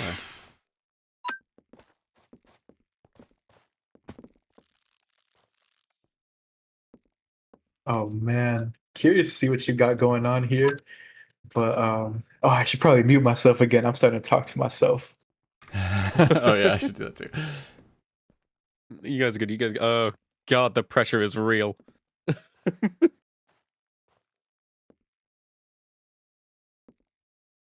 Hello, everybody. Hello, everybody. It is me once again. Hope you're all doing okay. We are just waiting on turn 1, starting off with Talonflame and Dragonbolt on over side again, versing a Palafin Mousehold combo as well.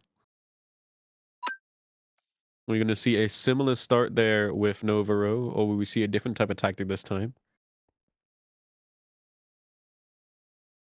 We need to normalize Ghost Stall. So hyper Aura form? I must agree. Ooh, setting up the Tailwind from turn 1. Following Dragon Darts onto both oh, wait a minute. Dragon Darts on the Palafin. Oh, I'm getting confused with the sides. That's why I'm getting so lost. Sorry about that. Hello, I'm back and understand. Talonflame taken out on the first turn, was it? Yeah, turn 1, Talonflame taken out, switching it out into an Annihilate. Oh no, wait, I'm wrong. Palafin, sorry. I am so lost already. I have completely failed this start.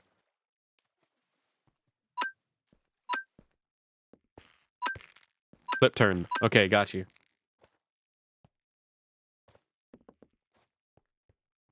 Okay, so On Virtual side, it is Annihilate and a Mouse Hold, and Novaro is Dondozo and Dragapult. Switching Dragapult out for Tatsugiri. Ooh, the first Tatsugiri Dondozo combo we've seen so far. With the crazy Omni boost there. Order up from Mouse Hold there as well. Mouse Hold fainting. Dondozo defense rose once again. And then Annihilate using a Rage Fist on the Tatsugiri, but missing. Snow Warning activated from Ninetales there. And so now it is Ninetales versus Annihilate to Dondozo and Tatsugiri. Never mind, Ninetales is now gone from the Heavy Slam of Dondozo. Super effective, taking it out in one huge hit. Rage Fist on Dondozo, Snow is falling down. Dondozo only taking 5% damage there, not taking too much. Sending out the Palafin this time. Order up used on Palafin there once again. Dondozo's defense rising from that. Annihilate with the Rage Fist on Dondozo, taking it down to 45% HP. Palafin using Acrobatics too, with a crit on top, doing some extra damage there.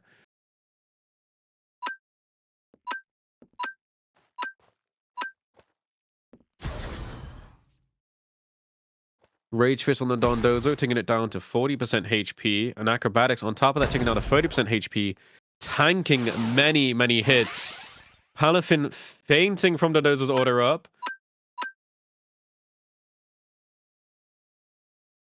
Defense rising again, obviously, from that. I don't think I can see how Virtuo is getting out of this. Ooh, getting taken down to 5% HP. Dondozo is now down from the recoil, though, sending out a Dragapult straight after.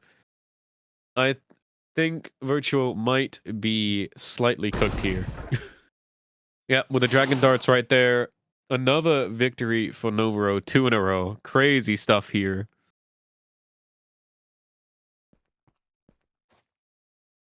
GG. Fun Bloody stuff. GG. I like this. When I made this team, it was like, okay, my first attempt at VGC ever was with this team, basically. And it was in like a survival format where I didn't expect to see a good Dragapult. I didn't expect to see a good Dondozo. And it's so interesting to see like teams starting to form out of the meta. I actually love it. Yeah, that was from one of your series, correct?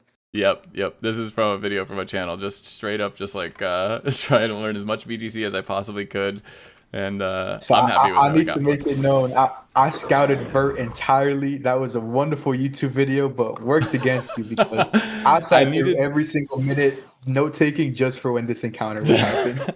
I needed to swap Ninetales and wait until your Tailwind petered out. I needed to sack Palafin, I think, because I had a Ice Gem powered Freeze Dry, which might have helped, but yeah, I don't know how to play against Dondozo. I actually don't even know how like the order up and stuff works. Yeah, I think it's dependent. Oh, go for it, Bear. Just from noticing, the order up tends to do its damage and then gets a defense boost. Am I right? That's what I saw. Yeah, it depends on the Tatsugiri that it eats because there's 3 different types. Oh, of course, I forgot about that. I'm getting threatening messages from Ambi Pongus on the server telling me to fight him. Get me on the field. Yeah, I see that. Where is he? I see him right next to me.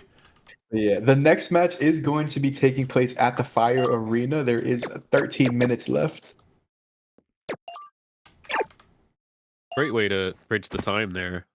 My idea was just catching Pokemon for like 3 hours. I did the last one.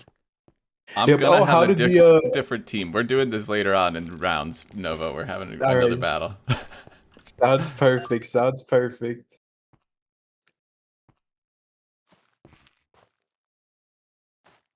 Okay, I guess I'm doing another battle right now. Hopefully it goes well.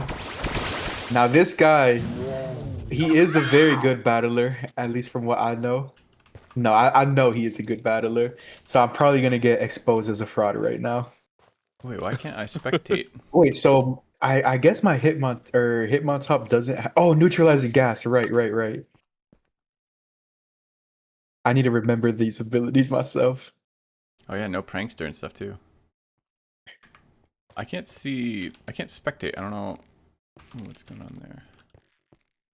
I looked on Novaro for it to spectate. Don't know if that's why. Oh, you need to have at least one Pokemon in your party. Oh, yep. Thank you. A shiny breaks. Oh, I hope I get a poison. Oh, no poison here. That Whimsicott's probably gonna get the tailwind off, I guess, this match.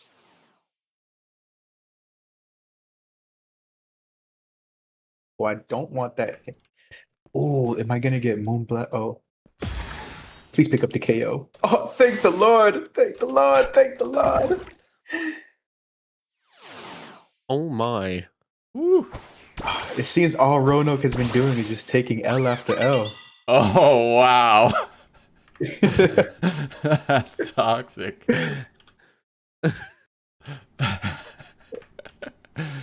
I don't know if I get O-code by Lilligant with something like an axe kick. I don't think Kilowattra is going to be doing too much to pressure my team. Oh, we don't even have team sheets exchanged right now, so I don't even know what he's got going on. Well, we didn't see a sunny day, so it's gonna be close on speed. I don't actually know how fast Lilligant is base, but Slaking, I didn't know it was that fast. I think this guy started. I think he thought I was a fraud or something. Hurricane hits my Weezing. Oh, confusion! My berry comes through. Axe kick into. Oh my God! I live, but I get confused. Don't hit myself. Please don't hit myself. I land. Yes. Oh my God! Wow. Down I go to my. Oh man. All right. Let me get Navarro proving to be one of the final bosses. That's way too funny. That's awesome. Jokes on all the teams to get the cup. You have to go against Navarro at the end. Yep. This charge comes out, my Weezing goes down. My Talonflame paralyzed. Oh my goodness. All right, it's all up to Dragapult. Choice Banded Dragon Darts, come through for me, please. I'll just go for Brave Bird with my Talonflame. Oh, I think that's enough. That's enough! Oh, yes! Crazy stuff.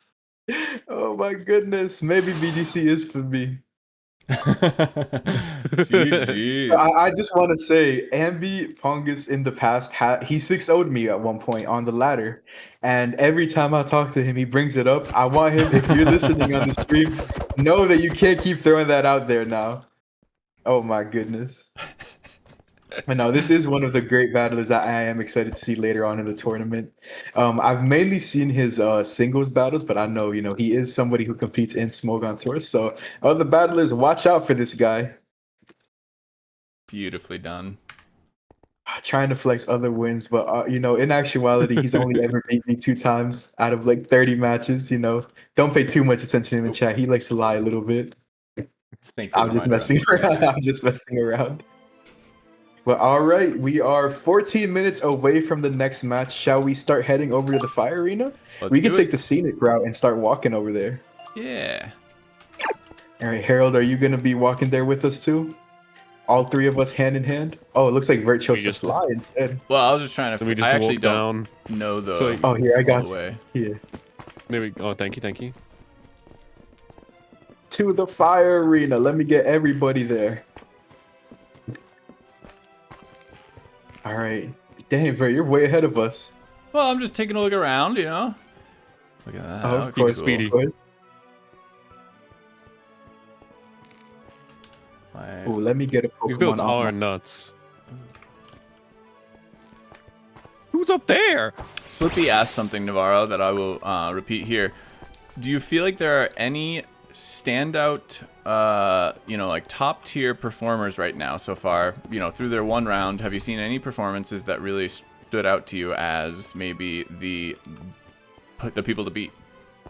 Absolutely. Let me go through all the matches that we've seen. I can try to get some from each match day. I have one that sticks in my mind already. What do you got? Do you have it off the top of your head? Which one do you got? Yeah, Luna. with the Tangrowth. Oh, Lunar Aether. Yes, Lunar did have a really dominant win. That's a Cobblemon Islands battler. Let me see. I believe it literally was don't know a how to get out of here, 5-0. by the way. No idea. I'm kind of just running around. Oh wait, no, come back. I think that the exit is through. Nope, it's not through here. We went out the wrong end of the stadium, I think. Oh no. We Yeah, have to no, return guys, to Town Warp I here. lost. You know, we can't just hit the portal. That's very true. No. I'm going to spectator. I want to see how you get out of this place. Okay. Oh, it's so probably this. standout It's this. It's battler. this. Yeah. Is it Come. probably from the commentator ways? /GMC. Come right here, and then we go up this little narrow staircase. Oh I yeah. get the feeling. Let me. Yeah, you're right. You're Oh, right. thank you. I was about to jump into a ladder. No worries. So looking at the matches, I'm gonna go back to our June 24th first. I think a battler that I'm really excited to see is going to be Pope of Arceus, rep from the Roanoke side. Oh, I remember that battle. Yep. He's somebody who has also been one of the top 10 battlers on the Showdown ladder. I believe he hit #1 at some point. I think he even did it on 2 different occasions. So he's somebody I'm very excited to see. He was he did end up winning his match against the Cobble Souls team manager, but that definitely is somebody I'm really excited to see more of in the tournament. Moving on, who else have I been really excited to see? Master Sans, when he played off from the Squirtle Squad versus Cobblemon match, Master Sans, definitely one of the best singles battlers that we have in the format. He also has been on the Showdown team, making sure that it's all working nice and properly. But he is a great battler, and from when I saw his match, I feel like he was just always super comfortable in it. It never felt like he was in any sort of danger, which is very rare to see in the singles matches. There usually is just always a point in contention where you never have any idea which way the game might go. But when I saw him battle, it just always looked like he was in a really great position. From that same set, Zion Amakusa on the Squirtle Squad side, I heard a lot of great things. I heard a lot of praise come from the Squirtle Squad server owner, talking up his battlers as being people who compete in real Pokemon tournaments, and finishing with some good placements. So Zion, I believe, is somebody that represents Squirtle Squad in the doubles format. And when I saw his first match, I was very much blown away by the plays he was making and the strategies that he brought. So that's another player that I'm really excited to see more matches from. Just to interrupt really quick on the topic of people who compete in actual VGC or in real public tournaments or whatever. I found out recently, yesterday, that there's a regional coming to where I live, the city I live, in November, and I'm gonna go. I'm absolutely going to try and compete. I know exciting. I'm so fresh at this, but I'm so amped because it's just so much fun. Oh man! Best of luck for that fight for sure, though. That's gonna be scary stuff. Thank you. Yeah, I look at all these competitive players, and I'm like, "Yo, what?" And they're seeing these players, I'm going, "Oh, I don't know what's gonna happen," and then I see them pull something, I'm just going, "What? Mm-hmm. Huh?" It's too true. It's too true. And Reg I is as different as you can get from Cobblemon meta. So that is. I don't think a lot of the things that I've learned so far are going to transfer necessarily immediately. But back to your list, Navarro. Let's hear it. No worries. I'm gonna try to wrap it up. So I'm only gonna mention 2 more people. Oh, yeah, we have 3 minutes. Harold already mentioned Lunar Aether. He said that he's looking forward to more matches from Lunar. I'm also looking very much forward to them. Lunar brought us Tangrowth and Snorlax in their match. We only got to see 3 Pokemon hit the field. Yeah, we didn't see many. When I saw Snorlax, I was really excited to see. I was really excited to see what else we brought, but Lunar was able to wrap up that match so quickly that we didn't get to see what that Snorlax had prepared in the back, what other Pokemon were brought. So I hope we get to see them perform later in this tournament, just so I can see if it performed or if something like a Snorlax is able to succeed in this type of format. And the last person who I want to mention is Hush VG. representing Dex Masters. He's the person who I saw bring the Wheezing Slacking team. I believe he also did bring Dozo Tatsugiri. Yes, he did. And he had two very dominant victories over his opponents. He was able to bring game 1 and game 2 of his doubles set home very comfortably, finishing the first set with a 4-0 sweep. And then the next match, he only ended up losing one Pokemon in the process. So I think that Hush VG is probably one of the people who has pulled off one of the most dominant doubles performances so far in the tournament. And so I'm excited to see more from him in the future. Can I just say, Cobblemon Crimson is going off right now. Yeah. I'm pumped Looking down to for the left them. as well. I'm pumped with them. I can feel it.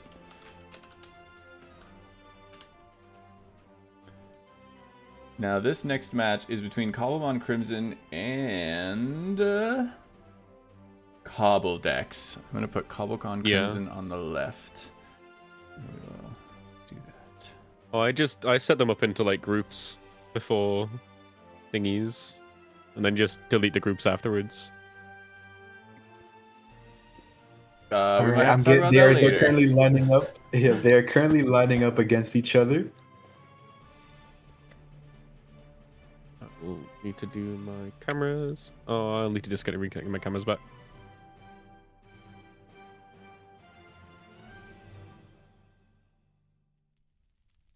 I'm interested in what you did, Harold, later. This is the first time I'm running a stream like this where there's a ton of moving parts, I'll say that. Yeah, I can definitely, like, after stream can talk to you about it 100%. Sure, sounds good. Because I'm not massively experienced, it's just I know technical side of things for stuff, so. Yeah, this is I mean, I have a good understanding of some of this, but we've been pushing my setup to the max, that's for sure. And look at this. We have 4 people on Cobbledex side, and it looks like 5 on Cobblemon Crimson. And they are preparing. We have 5 minutes. Are we ready for a coin flip here, Nov? Yep. The coin flip will commence. Let me just get our beautiful referee, Gino. Coin flip is off. He is flipped. Goldango is identifying the coin side, and it is tails. We're Tails going for to VGC. doubles.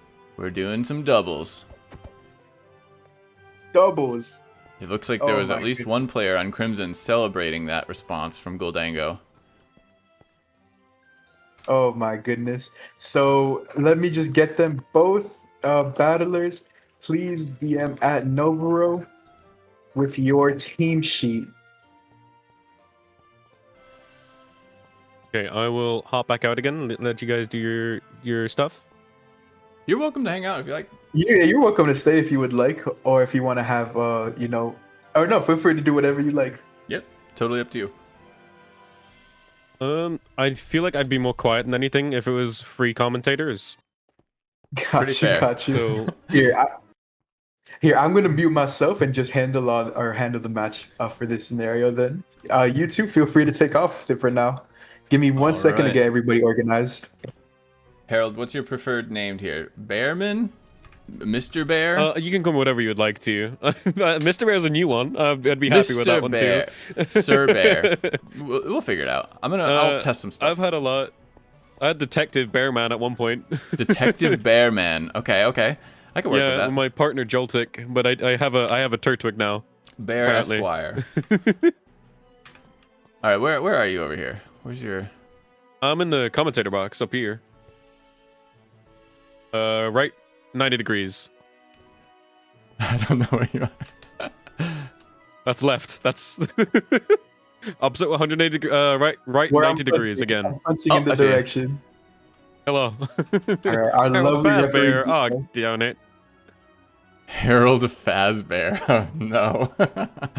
I'll have you know I'm a more spiffy type of bear rather than scary. I'll try and stay away from that one. I think I'm going to go spectator for this, though.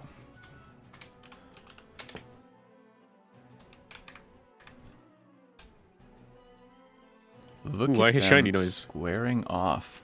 Braconal, representing Cobblemon Crimson, and Shikimi, representing Cobbledex today in this first match. And we have a Darmanitan in the background, maybe.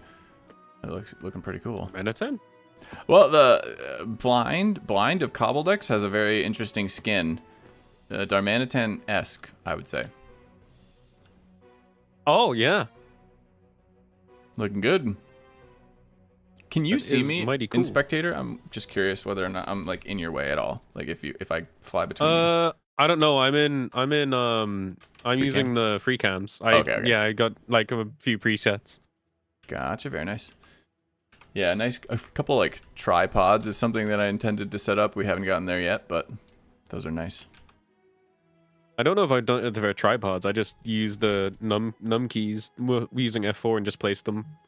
So I have some looking at crowd and things, and then I have them looking at the teams as well. One Crimson Cobblemon team side on the bench, not many there. And by not many, I mean none. It happens. Sometimes they spread out. No, 100%, 100%.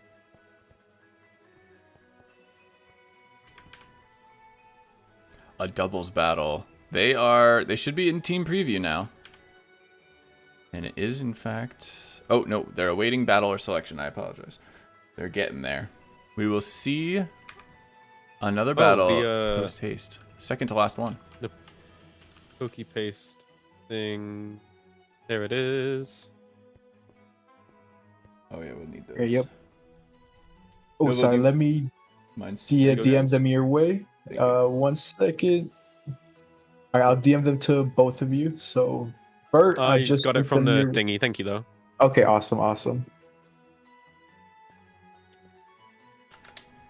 One down.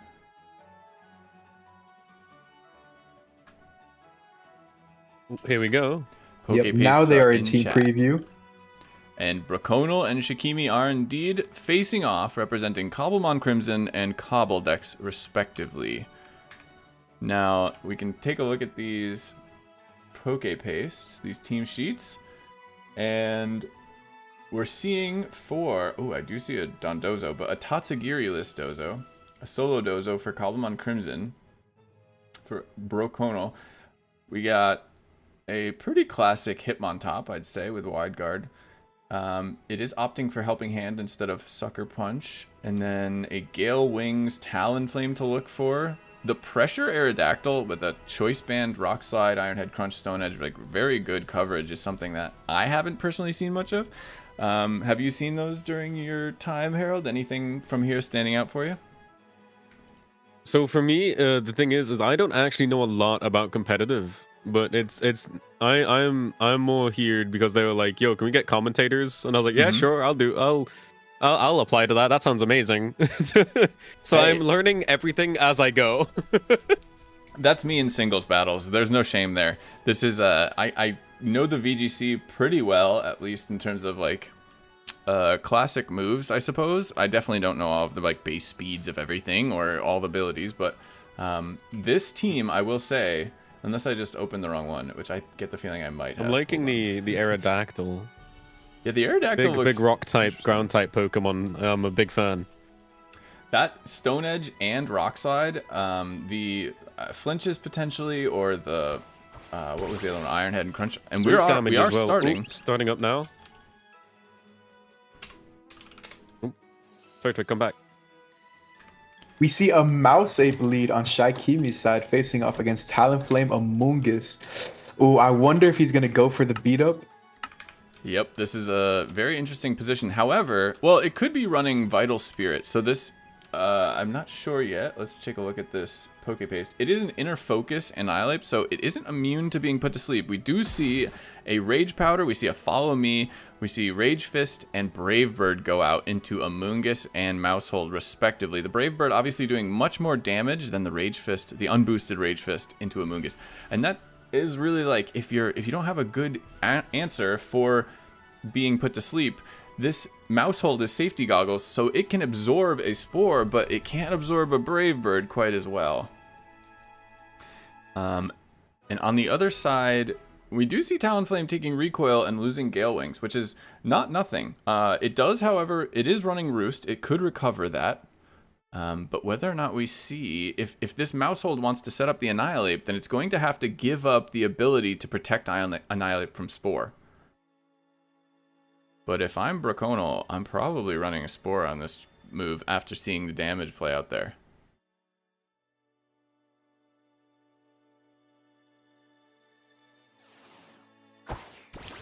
We see Dozo come in for Annihilate, a Rage Powder again as Amoonguss continues to protect the Brave Birding Talonflame into Dondozo, trying to really get that Brave Bird in. And you see a Population Bomb from a Friend Guard Mousehold, which isn't going to do too much damage, but it does hit 10 times. It procs a Citrus Berry. 10 times is crazy. Yes, that is the max Population Bomb hit. No crits, but still, 10 times hit. Procs the Citrus Berry and keeps Amoonguss at a low health. That's a very powerful attack, given that Amoonguss wasn't rocking the Rocky Helmet. If the Rocky Helmet was on that bad boy, that Amoonguss would be gone. I mean, that Mousehold would be gone. My apologies. Leftovers on it on Dozo as well. It's a very smart choice with how much it defends and how much it just can brunt as much damage. Having the leftovers there is definitely a good fallback to have on top. Definitely. Now, both of these teams actually have a Dondozo, I'm seeing. And this team does have a Tatsugiri, yep. And we see it come out by itself as Mousehold goes down with a Brave Bird. And a Spore into Tatsugiri. I don't think that's going to matter if Dondozo hits the field here. No, I don't think it will. Dondozo will be doing all of the heavy hitting and brunting, I feel. Now, but Dozo, while I think that it's going to outspeed this Amoonguss, I assume wouldn't want to be put to sleep here. I mean, it does it does have Sleep Talk and Rest, so maybe it doesn't really matter. This is an interesting matchup. I don't know enough about Dondozo. In fact, the biggest threat may be an Amoonguss Giga Drain, which it is rocking. But that was a great play. Seeing Mousehold go down, it brings out Tatsugiri, brings Dondozo back onto the field, avoids Spore. A lot of great play right there from Shikimi. Setting himself up for success here as an Intimidate Hitmontop hits the field. Yep, with the yellow Tatsugiri, every time this Dondozo goes for Order Up, instead of, it will be having its speed be boosted every single time. Oh. I believe the other Tatsugiris offer a defense boost and an attack boost. I've seen that defense boost before, Navarro, actually. Have you? Yeah, Good once. experiences with it? Well, I wouldn't say good, but you can if you'd like. You see Brave Bird from Talonflame hitting into the Dozo, not doing too much, and there's also a fake out. I mean, it's a double hit in, but honestly, Leftovers is doing some work here so far. That wasn't an incredibly impactful turn, seemingly, given the amount of damage that you would hope would come out there. And this Hitmontop rocking Wide Guard is not going to be able to do as much here, but rotating Intimidates could, and the other Dondozo hits the field. Brave Bird taking Dondozo down to 53% as Wave Crash removes Talonflame from the game. And Hitmontop does rotate that Intimidate. That is a good way to... somebody said there's a team sheet error. And I'm curious what that's referring to. Can you put that in chat? That was saying about if it can the show type the of differences, I think, Tatsugiri. wasn't it? Yeah. The type of Tatsugiri, yeah. Gotcha. We do see an Order Up come out of from Shikimi's Dondozo, as Hitmontop does provide a fake out into the Dondozo. They're continuing the battle so far, but it may in fact be a team sheet error. That rest is huge for that there. Yes, and it will be able to sleep talk as well, even if it's asleep, which rest will last for 2 turns. It's the only way. Oh, I didn't know rest was set amount. Yes, it is a set amount of sleep turns when you use rest. So we'll see 1-2 turns, and it will be able to get off a sleep talk something. And there's the Sleep Talk. Helping Hand goes into the other Dozo. It's going to be dual Order Ups, I imagine, here. We do see a speed boost out of Shikimi's Dondozo, bringing it back down to 64% after Leftovers. Hitmontop taking about 33% damage here. This is a a battle of titans. Yep. Now, have you seen other Dozo battles here, Mr. Behrman? Personally, I don't think I have. No, apart from what Navarro used. Sorry. No, I've only seen that one and this one now. So even in like normal Pokemon competitive, I've not looked into it too much. This is my first like competitive scene that I went into. But so it's all very new. I knew that there was a strat whiffed on Dozo and Tatsugiri. I just didn't really know what it was massively Gotcha. until, well, now. Well, we're seeing just a rotating rest here from Shikimi as it chips down into the helping hand giving Hitmontop, trying to power up the Dondozo for Braconal, and it is chipping away, but it's not doing much. And the Sleep Talk there lands on rest, which fails as Order Up does chip into Shikimi's Dondozo again. Now, I don't know exactly how Sleep Talk works. I am imagining that it is a random move, but I don't know that for sure. And that rest call there is very unfortunate. We see another Sleep Talk, this time landing on a rest again. And this, I assume, is also, it could be wasting PP. I don't know that for a fact. If so, this could be very impactful that those two Sleep Talks became rest. Obviously, it's keeping this Hitmontop alive, but otherwise, still not helping. We see another rest, bringing Dozo back to full health from Shikimi. And the stall battle continues. Oh no, not again. Oh no, I actually haven't seen a singles battle that went like, I don't know, 30 plus moves yet. I feel like I've seen around 30, but nothing crazy yet.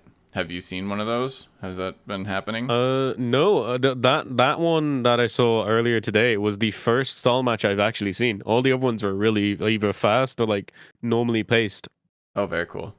That's good. Yeah, we didn't see any day one either, which was a relief. Yeah. We're still seeing the helping hand come out. We see another Sleep Talk. This could be impactful. And it's rest again. While Failing this time, though. Yeah, while it's asleep, it can't do that. And this Order Up, I mean, it's chipping through. It looks like a PP stall right now, more than anything else. Sleep Talk, what do we get? Eventually it'll run out of rest, and I guess, oh no, another rest. That's 4 in a row from Sleep Talk. Not good RNG. Probably should have held the loaded dice. If you're Shikimi, you're thinking, dang, I wish I was holding the loaded dice.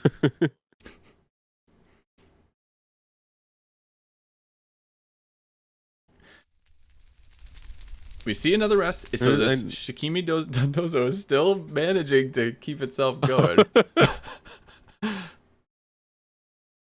It was something earlier as well that we were saying that we didn't think it would be that easy to do like a stall for VGC. We were somewhat certain of that it wouldn't be a thing, and we are being proven wrong here by these plays. The people in chat are telling me that is a 1 in 81 chance that we get the 4 rests in a row during Sleep Talk, which sounds about right to me. 3 to the 4th or whatever. Yeah, not a good sign for Shikimi, but somehow still managing. Hitmontop on that last turn went for close combat instead of helping hand and lowered its defenses, but still managed to live. We see a helping hand. We see another Order Up from Sleep Talk here. This is big. It should remove Hitmontop from the game on Braconal's side of the field. Wait, it must be picking a random target as well. So Braconal takes a 9% hit from Order Up, but really not much. And now we're seeing whether or not Dondozo, we still have rest PP. I don't know how many PP rest has, but it must be at least like 16 for it to be still resting.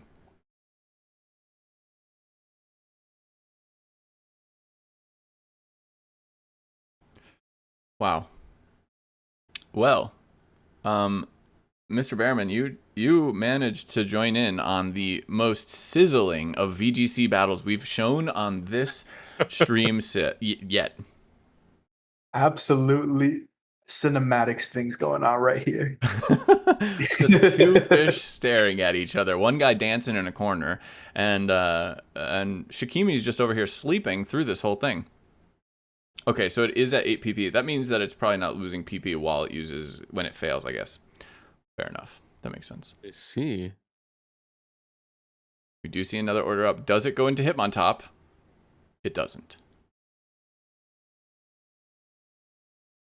And yeah, if you sleep talk rest, sleep talk PP gets consumed, if I'm not mistaken, not rest itself, or the opposite move itself. That makes sense. This Dondozo on Shikimi's side of the field is at max speed, I did see there. It is at +6 speed. So if it does manage to get through any of this, I mean, I don't know what the plan for Dondozo is outside of this. Obviously, this is its role in this battle, but +6 speed is not something that I have seen very often, so that seems very impressive. We see a wave crash come out from the dozo. There we go. From the sleep talk, taking out Hitmontop finally. And now, I believe Braconal is down to their final 2 Pokemon. This might be the time where you said you haven't seen one over 30. This might be the time where we get that exceedingly high play. This could be it. I believe that there's still another Pokemon left on Braconal's side of the field. Maybe I'm wrong. I'm not too sure if there is. Oh, I think it might just be... No, it is just Dondozo.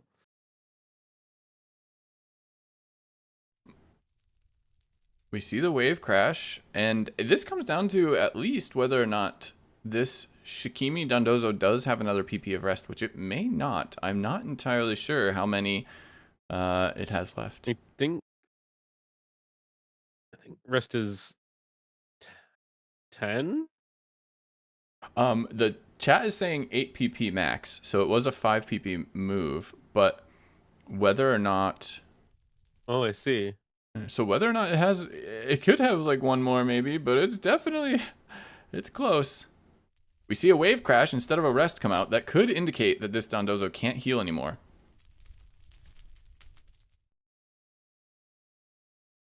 Or he's just committing to the damage here. Oh, I was wrong. There's the rest. Which makes sense. You wanted to delay that as long as possible. And of course, with the only fighting the Dondozo too, with the leftovers is going to be a huge advantage there for Shikimi, especially with the Tatsugiri on top of that. Yeah, this is toxic. now I'm thinking differently about Navarro's team. Before I was like, oh, that was genius, and now I don't know. Maybe it's just evil. Bullying. Yeah, maybe it's just bullying. I didn't realize I was facing Stall in VGC. This is a very impressive thing. Now, we haven't seen Braconal's Dondozo use rest, but I assume that it can. And that's probably why the chat is saying that this game could go to, you know, a little bit higher. We do see turn 30 hit. And there it is. Oh, the rest from Braconal. And it seems as if this match could go forever. Oh my god. It's going to be... I just finished inputting all the scores from the past match. I come back to tune in, and I see this. Is this still game 1? Well, now's the time. If you ever wanted to go get a sandwich, now's the time. So, and look at that. We do have a forfeit. Oh, Shikimi wins as Braconal forfeits. Shikimi had 3 Pokemon left, and Braconal is very kind to us all and decides to forfeit there. Yeah, I mean, this isn't going to be mental break. Mental break. An incredible game 1.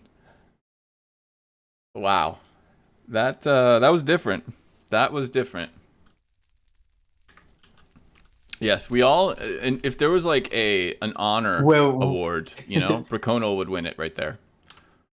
Yeah, let's see if they bring the exact same teams back for the second set. Vegan. Braconal saying, think of this as seen the OG team as well. That's terrifying sentence that I don't enjoy seeing. I think that if we had marks in the game and trainers could earn them, that would be Bracono's name. Earned. Yeah, I do agree maybe with chat that it's possible Bracono had a chance to pull that back out with more rest PP in the tank. So I'm not discounting the I fact do agree. that could have still been a very competitive match. It just would have been a competitive match in about 20 minutes. Very true. Very true. Here we go again. So I think that officially became the longest match in the entire World Cup from all the days so far. And funnily enough, it wasn't a singles match. You know, singles was getting a lot of flack for being such a stall heavy meta, but here we go. Both players are back on the field. We see Goldango, Mousehold on Shakimi's side, and Hitmontop Talonflame on Bracono's side. And if I'm Bracono, I would think, let me just start getting my damage in. I don't even know if I try to set up a Tailwind this turn. I'd probably just hit that Goldango with a big Flare Blitz. Now, if I'm Shakimi, I don't know. It's not set. I mean, okay, so we do see the Fake Out go into Mousehold. And the Flare Blitz, as you say, I don't know if that's what I would have allowed to happen, because if you have Annihilate in the back, this is actually one of those instances where you can get away potentially with a beat up on turn 1 into your own slot. But here we see Nasty Plot come out on Goldango, and this isn't a bad situation, but that Mousehold may be closing in on close combat range or in close combat range. This is an interesting spot here. Not a great position for Shakimi, and Bracono making the most out of it. We'll see if we see a Tailwind, and we do see the Wide Guard to protect from a Make It Rain. Flare Blitz goes into Mousehold after the Follow Me, taken to 3%, just barely hanging on. Shadow Ball takes out Talonflame. And what? Oh, and that's everything, actually, because we had the Wide Guard from Hitmontop. So that went well. I think I would have went to try and get rid of that Goldango first, honestly. I think we saw a Follow Me there, and that's why he couldn't get a hit on the Goldango. Yeah. I missed that. But the Wide Guard protecting against Make It Rain is allowed Mousehold to live. No, it didn't, actually, because Goldango would have outsped Hitmontop, I believe. Well, anyway, it's a trade-off for sure. Gardevoir comes in next to the still full health Hitmontop. Ooh. Notably, I also did copy that Good as Gold ability. So not going to be affected by any status. Let's see if that is relevant at any point in this match. Indeed. And it is a Scarf Gardevoir. Yeah, so this is going to be a fast Gardevoir. We see Wide Guard. We see Follow Me. Similar moves from the support. Dazzling Gleam comes out and KO's Mousehold, bringing Goldango just under 30%. And Shadow Ball goes into Gardevoir, definitely removing it. That +2 Shadow Ball into the Psychic type. It didn't leave much room for that, for anything else. Amoonguss comes on, and now this is a position where if you're Bracono, you don't want to be, because now there is very little offensive threatening they can do. They've lost Talonflame, they've lost Gardevoir, and now they're facing down a +2 Goldango with a Fighting type and a Poison Grass type. In the chat saying, Guts, I'm sorry. Uh-oh. I wonder why he's sorry. Is Guts another player on the team? Is that... Not sure. Might be misspelling. Maybe he meant to say guys. Oh. That might be it. That might be it. Just should we be scared from the alum there?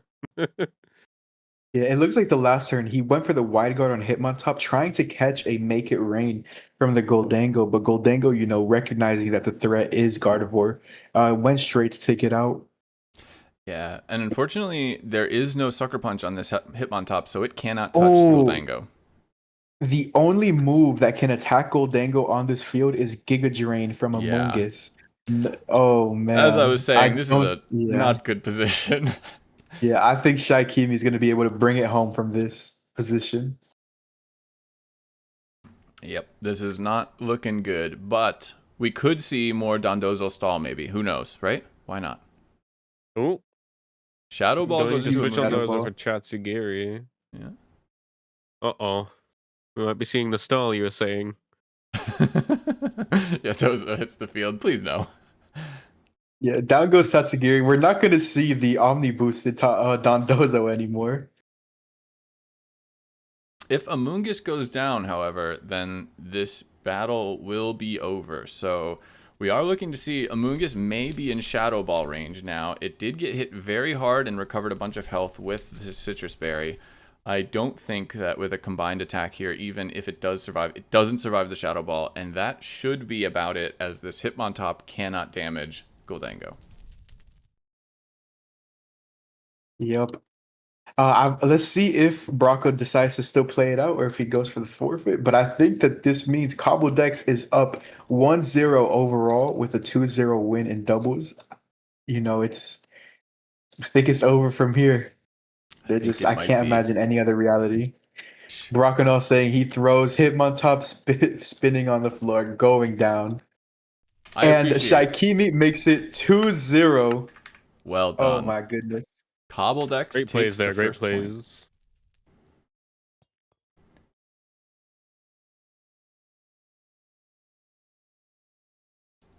I think I can't tell which one is which actually. Hold on. The right side.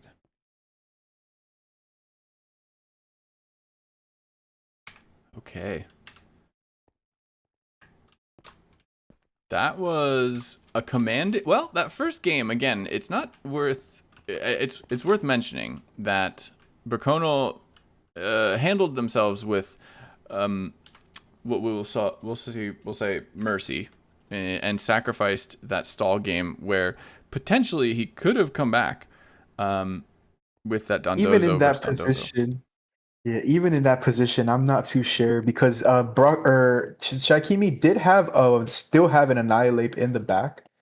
Let's see. Let me just quickly check out. Yeah, the question there would be whether or not, because I don't know if that Dondozo on Shakimi's side had any more rest PP. So it would have been to the point where he could have maybe been able to, I mean, it might have come down to literally sleep talk, just whether or not it picked the right moves for him against the Annihilate. It would have been an unboosted Annihilate, so hard to say. Yep. I mean, after if Rakanel's Dondozo would have been able to take care of the opposing Dondozo, there still would have been a Tatsugiri and Annihilate on the other side of the field. Annihilate, of course, could be able to stack up its Rage Fist boost because the Dondozo would be forced to attack it. The Tatsugiri on the other side could have also, been doing things like taunting the Dondozo, preventing it from going for any more rests. Could have gone for Muddy Waters to make its moves inaccurate. Taunt would be definitely shutting it down. That's very nice. The other thing is, I was wondering, that Annihilate actually wasn't running Final Gambit, so it wouldn't be able to win that way, at least. Yeah, it would have just had to have gone for its Rage Fists. What's happening here? Is this a display entity? Oh, you hackers. Ooh, we see Battler Eldids representing Cobbledex facing off against team manager Kagami. And this is a singles battle. We have Eldids for Cobbledex. You just said this, I think, but I'm just making sure stream can see. And Kagami with Cobblemon Crimson. And they are staring each other down. Currently, yep, in team preview, Eldids spying on Kagami right now. Indeed. Making sure he gets a good close-up look of his face. I get the feeling he's locked in the team preview while holding that as well. Potentially. Or maybe not.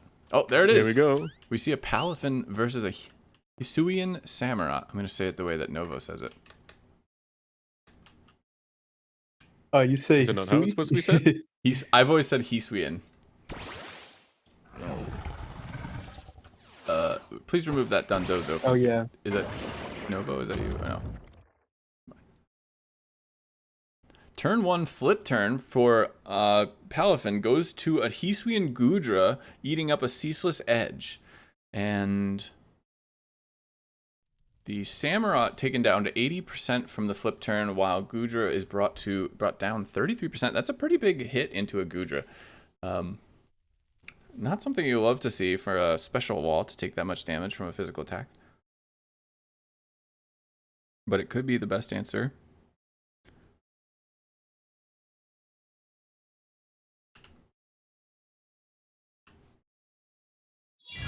Goodra protects on the next turn. Razor Shell coming through. Interesting choice to try to Razor Shell with into the Goodra. It's not gonna do too much because you know it is a resisted move, and Goodra is very defensive. If I were Kagami, I would have just been trying to get up some spikes with Ceaseless Edge, or some more spikes with Ceaseless Edge, rather than trying to force my way through with Razor Shell. Maybe his plan was to go get some defense drops. But I think if you're gonna stay in, get the most value out of your Hisuian Samurai by just going for the Ceaseless Edges over and over again. I agree. I'm surprised to see that as well. The protect is interesting to scout something, but I'm not sure what it does in this situation really. Definitely indicates sort of in singles. I don't expect to see as many protects, and this is definitely a situation where it's not gaining very much. Yeah, for singles, you the only times you would really see protect is if you have like some sort of toxic stall going on. Pokemon that hold the leftovers item also like to protect just to gain that little like 6.25% of HP back every single turn. Good call, great call. That was exactly what that Goodra did.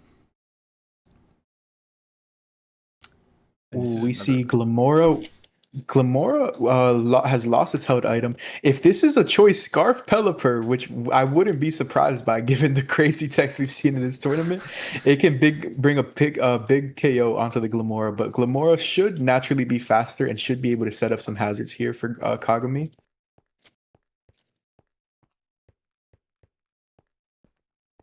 The red card is something wrong here. Oh, go on. With Goodra, isn't it got some kind of ability that Drizzle can help it with? Might be wrong. The Kalos version of Goodra has hydration, which lets it shrug off status. The Hisuian Goodra doesn't really have anything that benefits it in the rain, if I'm not mistaken. No, it doesn't. It would have Sap Sipper, which would give it immunity to Grasp. Or Gooey. Yeah, it's either Sap Sipper or Gooey.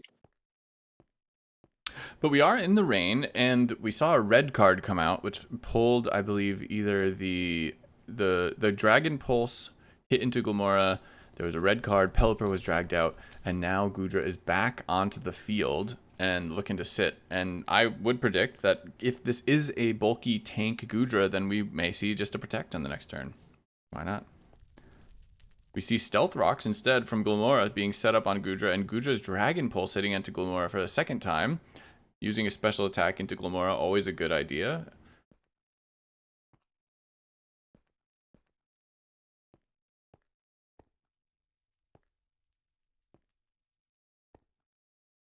Now, have you seen either of these players on the ladder? I haven't seen either of them really too active, so I don't really have the best knowledge on, how both of these players perform. I do want to mention that I've noticed a lot of Cobbledex battlers, I do believe, did participate in the past Pokemon World Cups. I recognize one of the players on the bench, Blind, for the Cobbledex team. He is somebody who performed in the very first World Cup tournament that took place way back in 2023. And he is a very strong battler. So I know that Cobbledex is definitely bringing some heavy hitters to this tournament. And I'm excited to see what else they've got, or what their other battlers are going to end up bringing, I'm sure that they're going to perform very, very well in this tournament. It's very cool to think that people have been with this format even for years. The Pokemon and Minecraft server competition, that is incredible to me as somebody who's like very new to the scene of competitive in general, but also obviously this is my first experience with a World Cup tournament. It's just very exciting to me to think that there's a lot of history out there for some of these competitors and for yourself, obviously. Now, well, I'll ask this later on in the tournament, but I am curious to hear your thoughts as we go through this World Cup and how you feel it's improved over the years and what you're feeling about this one. But I get the feeling that conversation will come maybe after the group battles have finished and we get into the single eliminations. That's when I'll be wondering most about that sort of thing as we still ramp up production here, let's say. Oh, and Sounds good. Sounds good. Pelipper Big power gem. Oh my goodness. almost goes down here. Now, you were saying this might be a scarf. Oh, and it's back out. Can you walk me through what just happened there? I'm so confused. Yeah, I'm a little bit confused as to what happened in that turn as well, because it looked like only the Glamora ended up going for a move over there with the rain stopping the same turn. It doesn't even say that it switched out. I think that on my end, at least the Pelipper looks like it went down to 2% HP, but I think that what happened was it got knocked out. The logs currently don't provide us the most detailed report of exactly what went down that turn, but we will be reviewing it. We do have the replays to take a look at it after. Well, it looked like... But either way, Glamora was still doing some heavy damage, and eventually, when facing off against the Hisuian Gudra, did end up going down. So we're not going to see any toxic debris activate on Kagami's side. Wow, so that power gem maybe was a prediction, potentially. But no, it had been... Oh no, it hadn't been power gemming before that. So yeah, maybe that was a prediction of a swap or something, but definitely a switch of strategy there from Kagami, and paid off big as Pelipper was brought down to nearly removed. In fact, if it were... Well, I guess it won't probably be... Unless we see Stealth Rocks, I don't think it'll have a problem getting onto the field, but...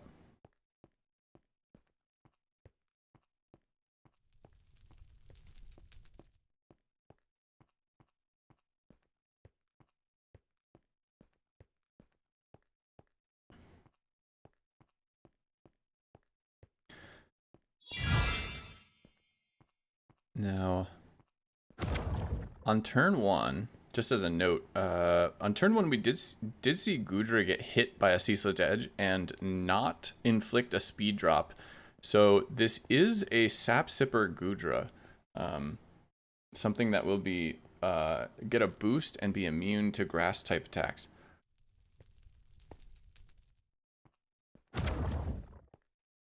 We see Ceaseless Edge come out. Another spike gets set up on the Cobbledex side. Acid Spray. Ooh, dropping its special. They're dropping the Samurai's defense harshly, or special defense harshly. My fault. That could be very impactful if we see another big Dragon Pulse come out. Yeah, I mean, if this Hisuian Gudra does survive this upcoming Ceaseless Edge, well, we can predict some that big damage will be. We'll see sorry, go for it. Well, we'll see another protect here most likely, and we'll see exactly what you're talking about with the leftovers. If Eldids is staying strategic here, you'd see a protect and then another Dragon Pulse potentially, unless you think that for some reason you only have one more turn facing Hisuian Samurott. So yeah, if I'm Kagami, I could be thinking, oh, there is the protect. Maybe Kagami should have tried to double out trying to predict it, but either way, Gudra is now at 38% HP, still facing off against the Samurott. I do think you're right, that in that situation, the Gudra looks like it's going to protect. I would probably swap.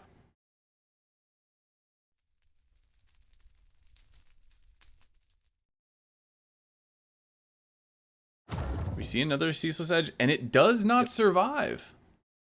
Ooh, goes down. 40%. So that protect, not really doing too much to offset it. Maybe it could have been a range of some sort. But down goes the Gudra.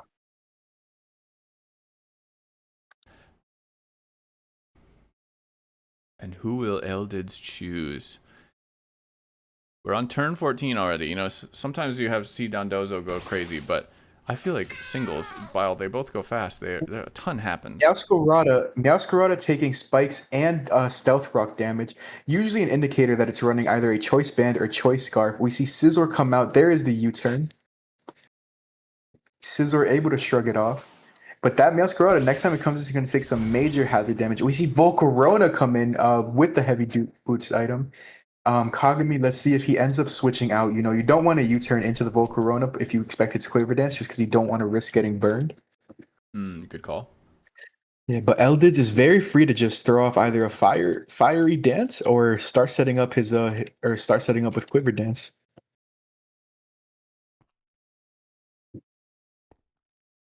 I think this is the first Palafin that I've seen in singles as well. There was a Palafin set up on turn 1 that is in the back for Eldids. So far, we haven't seen much that it wants to go into for Kagami, but I do wonder if that will play a part as a potent rain boosted. We do have that Pelipper offering rain support later on, potentially at 2% health. It may switch in and perish, but I guess we'll see. But it will offer support to a Palafin down the line with a potentially very strong Jet Punch. See, Dondozo come in. Dondozo is a really good Pokemon because of its unaware ability, so it will be shrugging off any of this boost that this Volcarona may be putting up. If I'm not mistaken, Volcarona also doesn't have access to a move like Giga Drain to be able to hit the Dondozo. It can go for something like the Hurricane to hit. But I'm not sure Eldids would want to stay in here and, you know, risk taking a hefty wave crash, especially because the Dondozo is going to be able to, you know, rest it off in the future. So Eldids likely to switch out this turn. I do think a wave crash could also potentially just OHKO the Volcarona here. Yeah, that is very true. It depends on the attack investment on that Dozo and the bulk investment on that Volcarona. Do you find much... Oh, and it does stay in. Goes for a Bug Buzz and taking Dozo down to Oh my goodness, 23%. crazy. Huge! Yeah, that's a huge Bug Buzz. I did not expect it to do that much damage. This could be maybe a Specs Volcarona or something, but... Wait, is this Dondozo not running the... is it not running Unaware? Oh.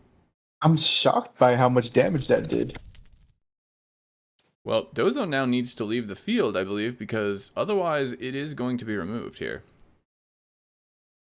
The follow-up order up instead of potentially a wave crash here does mean that it was in very much danger and could not capitalize on the greedy play from Eldids.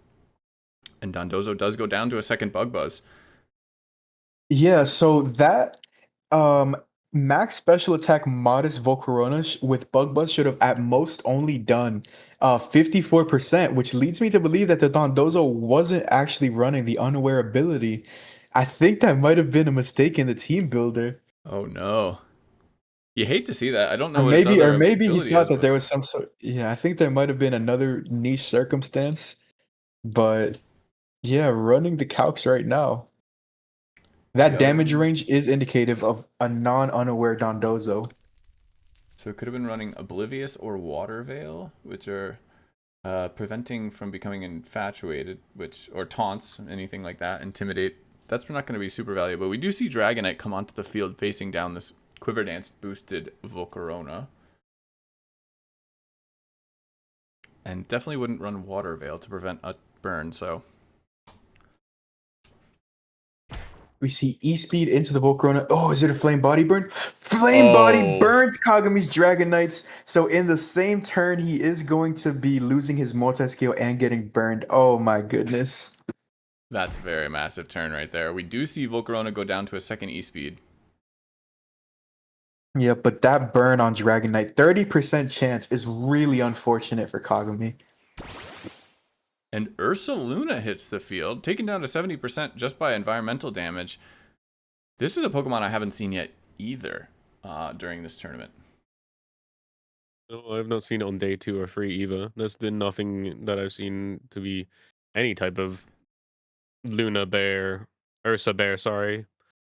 One of the reasons for that is because it doesn't learn Facade. And we see a Dragon Tail come out, swapping it out after a slash, a big slash, by the way, taking Dragonite to 24%, and then ticking down to 18 from burns as Palafin is dragged out into the rocks. And this Dragon Tail is pretty impactful, considering that it's doing about 30% to these Pokemon as they switch in, just from the stones.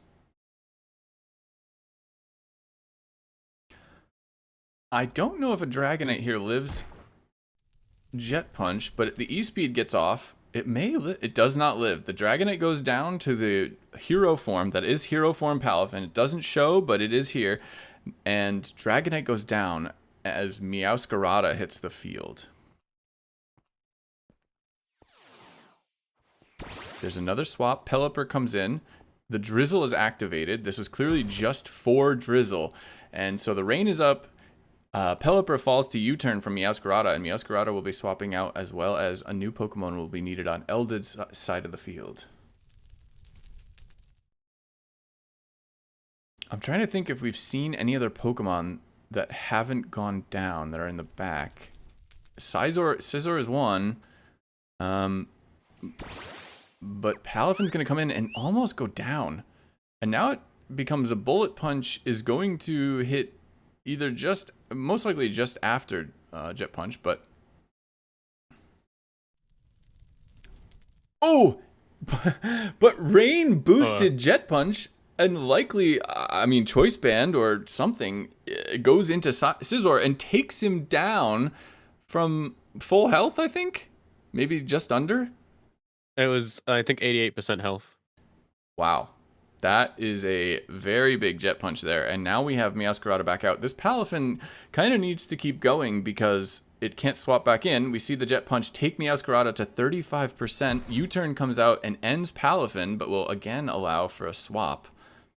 E-Speed is Extreme Speed from Dragonite. It's a +2 or +3 priority move that goes before most priority moves. Most attacking priority moves, that is. As Meowscarada hits the field and is dropped to 26% against Hisuian Samurott from Kagami's side. We see very commonly as well, Stealth Rock being the huge play for like most of the singles battles, just doing insane background damage.